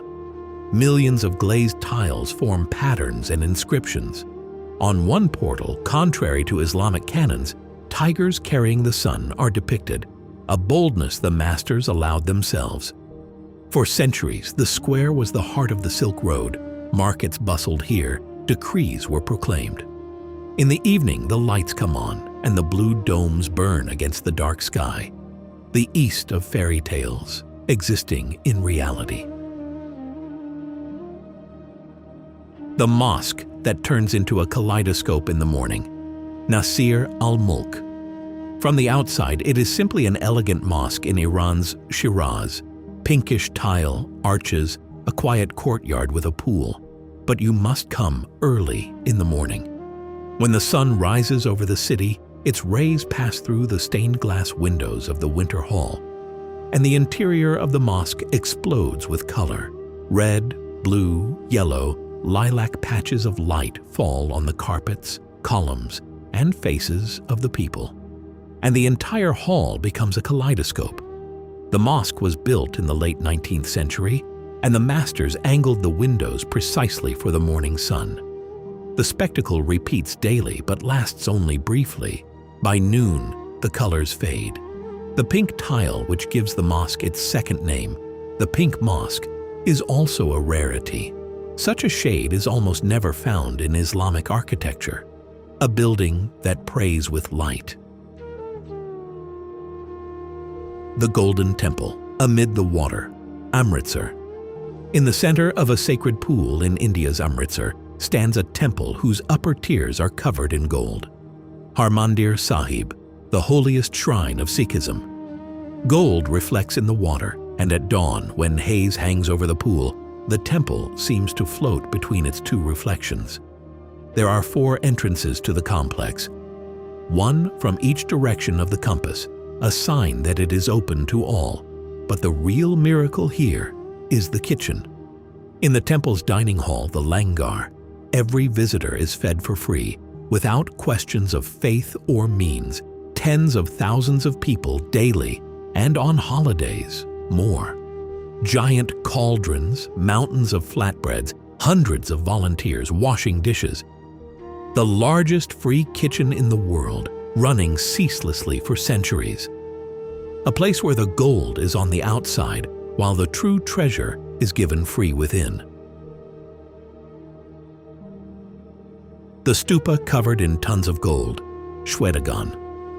Over Yangon rises a golden mountain. The Shwedagon Stupa, nearly 100 meters tall, covered in real gold plates that the country has donated to it for centuries. Kings and peasants, generation upon generation.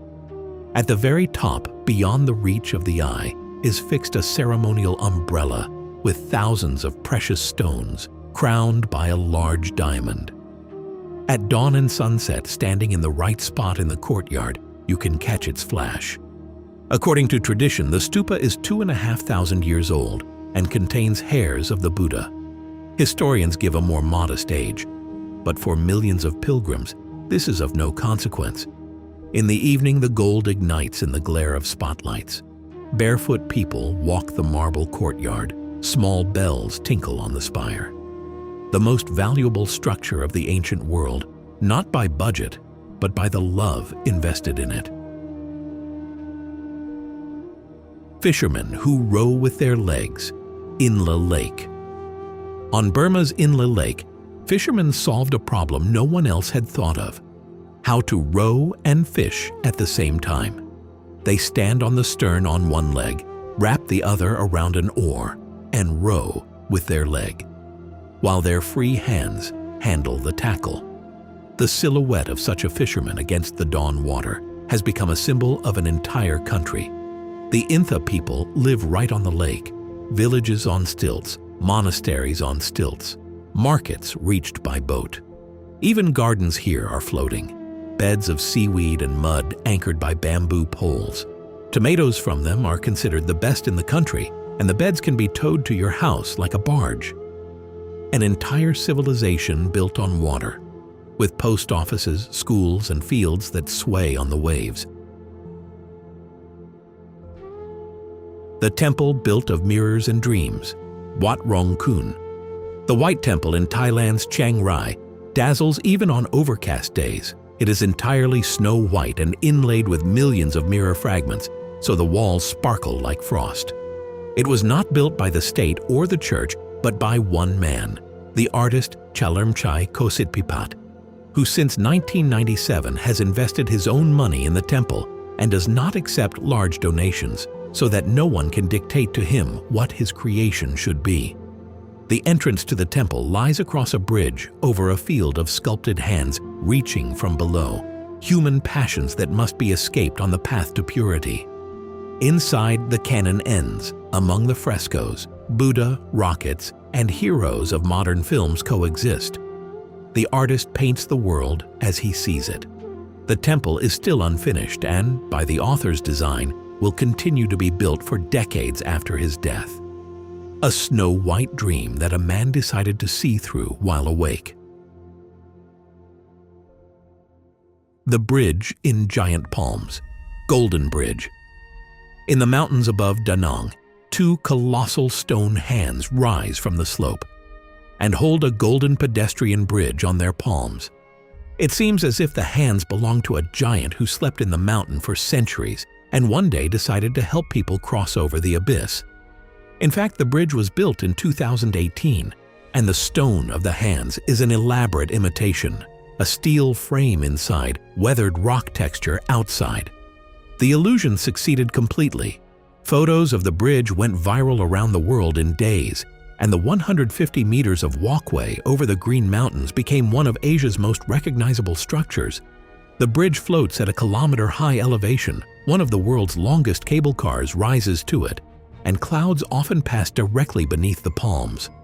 A rare case where a new construction instantly became a legend. Trees of steel as tall as a house, Singapore.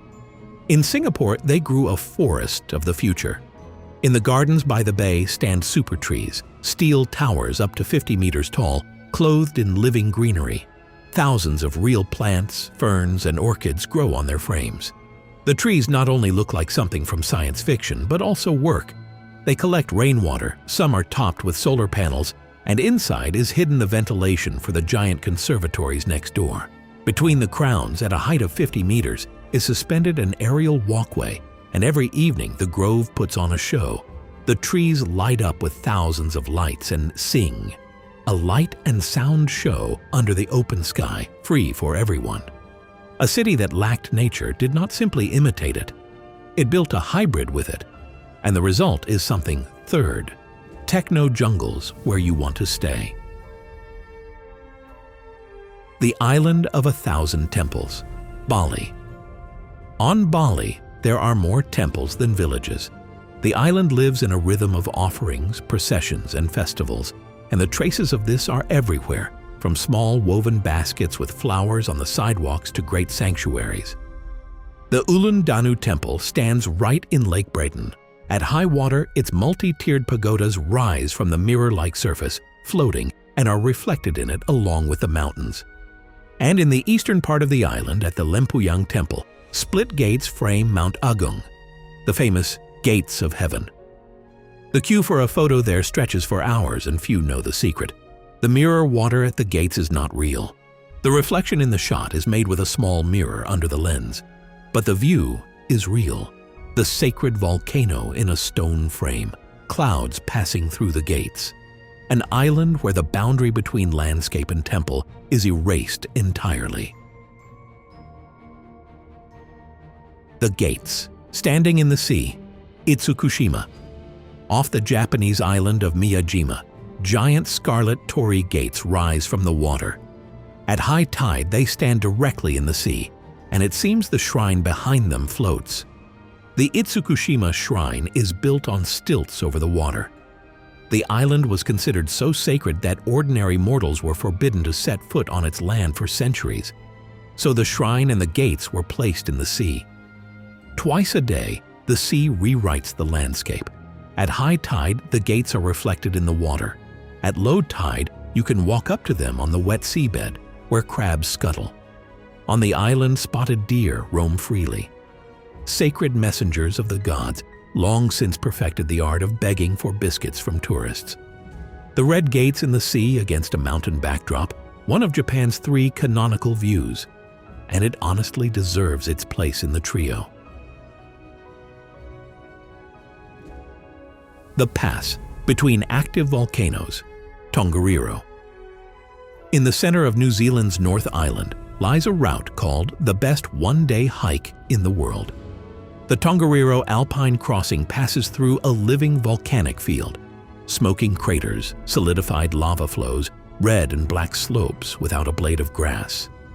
And suddenly, beyond the pass, 3 emerald lakes, colored by minerals in vivid blue-green, steaming among the bare rock. The volcanoes here are not dormant. Eruptions have occurred within living memory, and the route is occasionally closed. For the Maori, these mountains are sacred. According to legend, the peaks were warriors and priests frozen in stone, and climbing to their very summits is still considered disrespectful. You walk all day on an alien planet, and by evening you descend into green meadows with sheep, as if returning home from an expedition. The lake, with millions of harmless jellyfish, Palau. On one of the islands of Palau hides a lake where millions of golden jellyfish live, and you can swim with them. Thousands of years ago, the lake was cut off from the ocean, predators died out, and the jellyfish almost lost their main weapon. Their stings are so weak that a human barely feels their touch.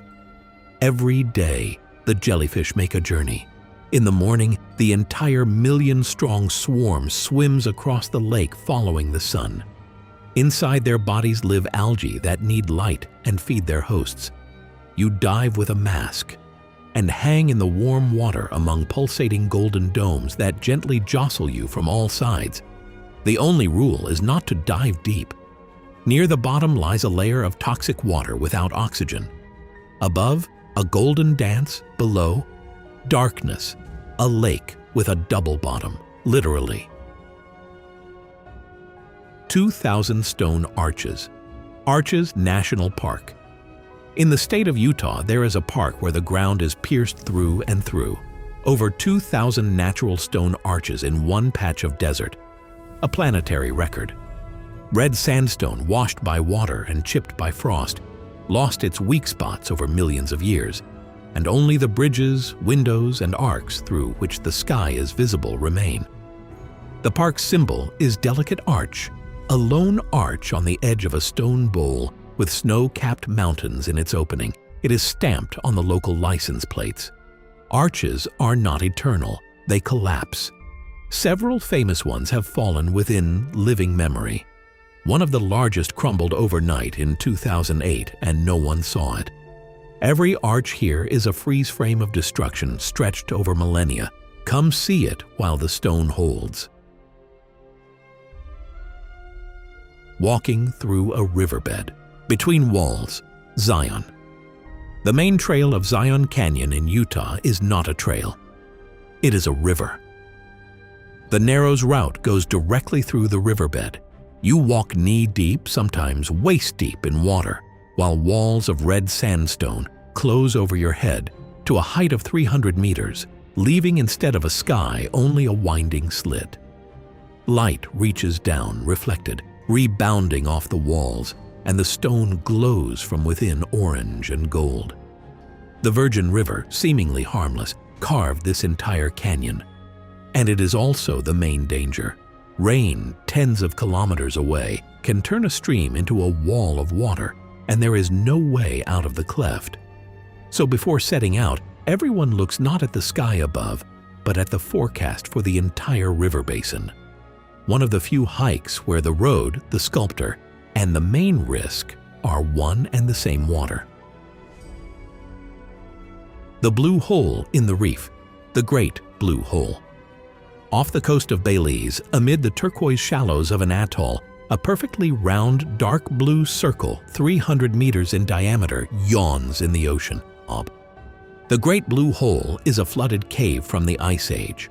Once it was dry, stalactites grew from its ceiling, then the ocean rose and collapsed the roof.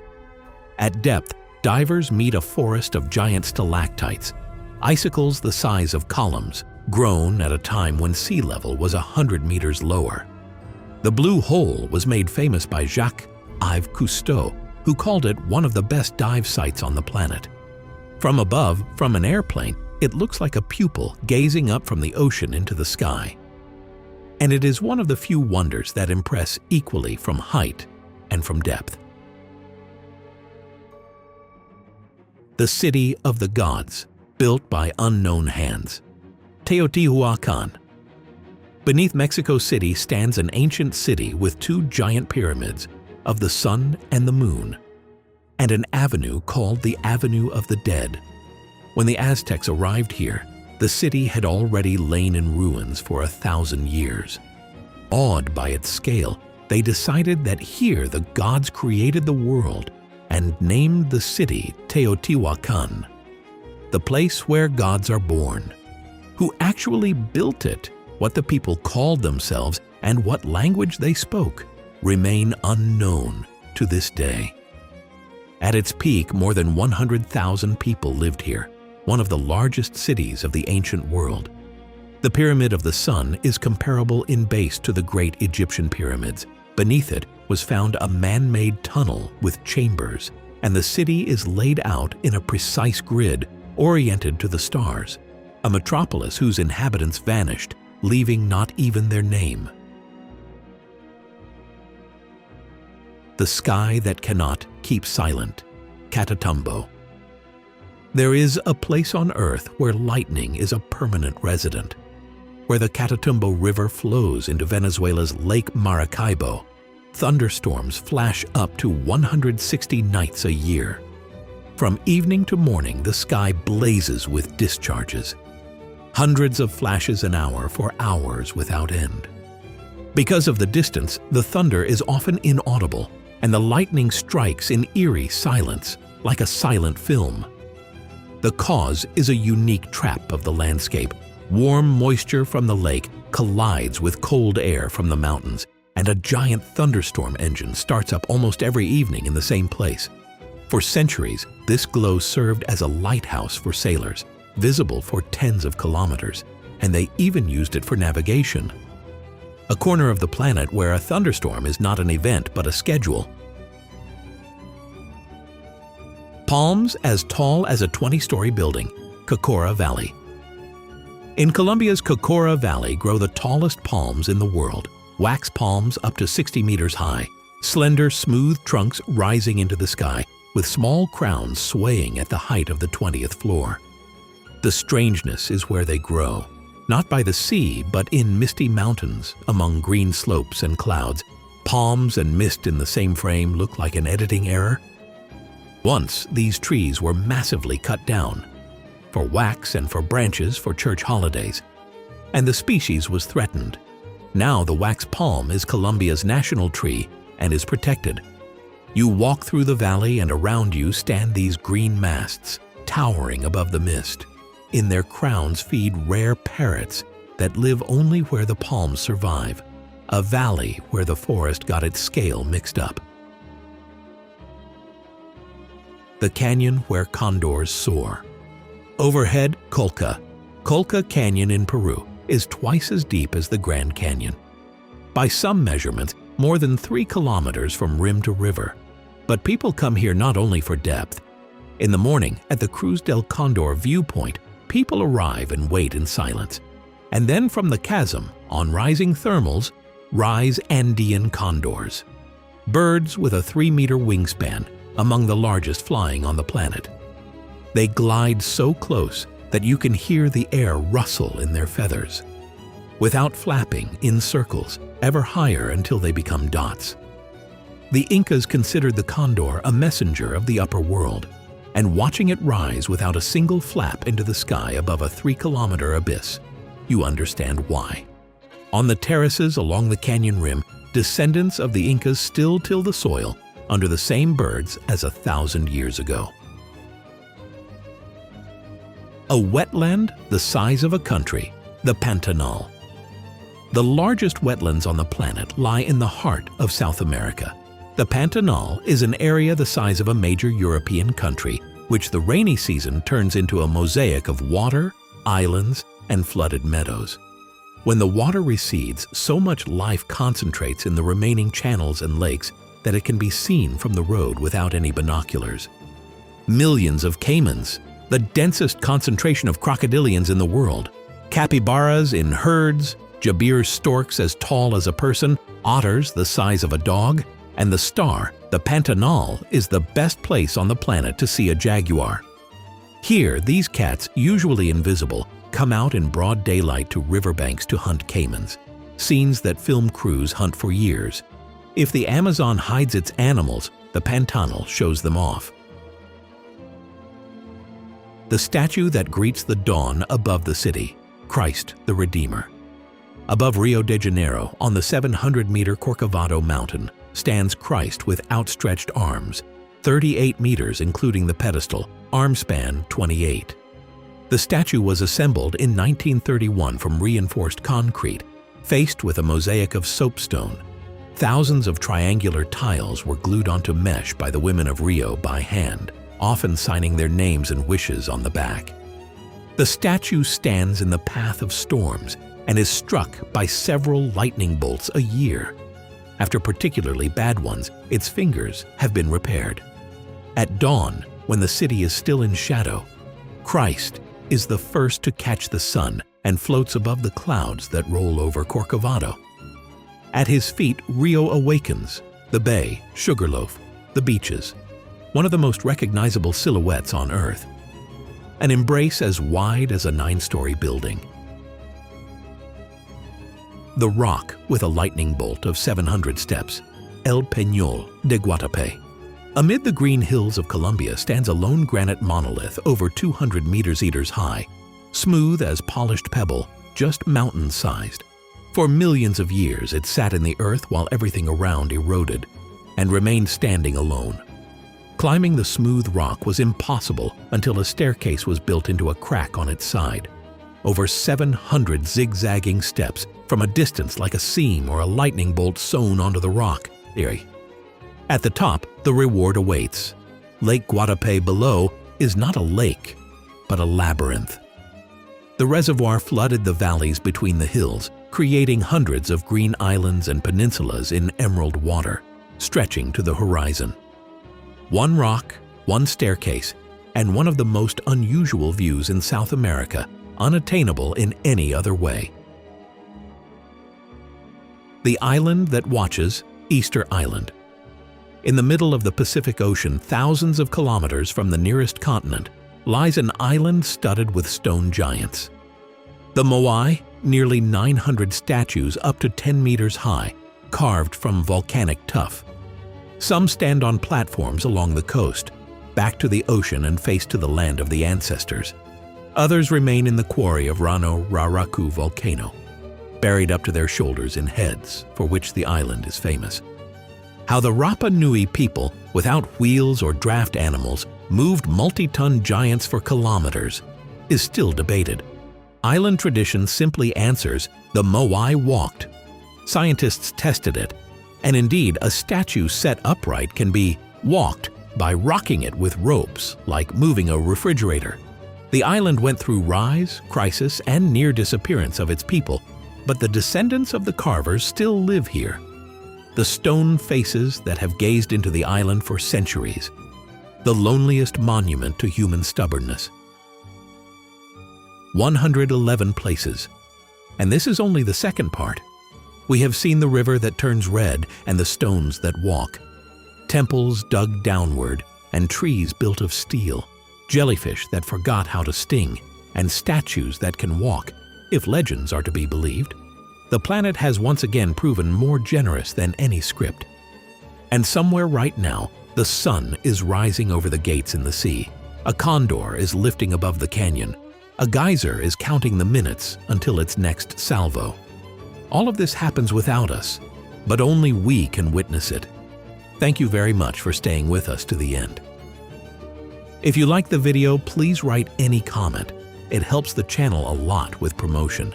And of course, be sure to subscribe to Go Planet, the channel where you will get to know our planet closer and closer, and be sure to watch our first part.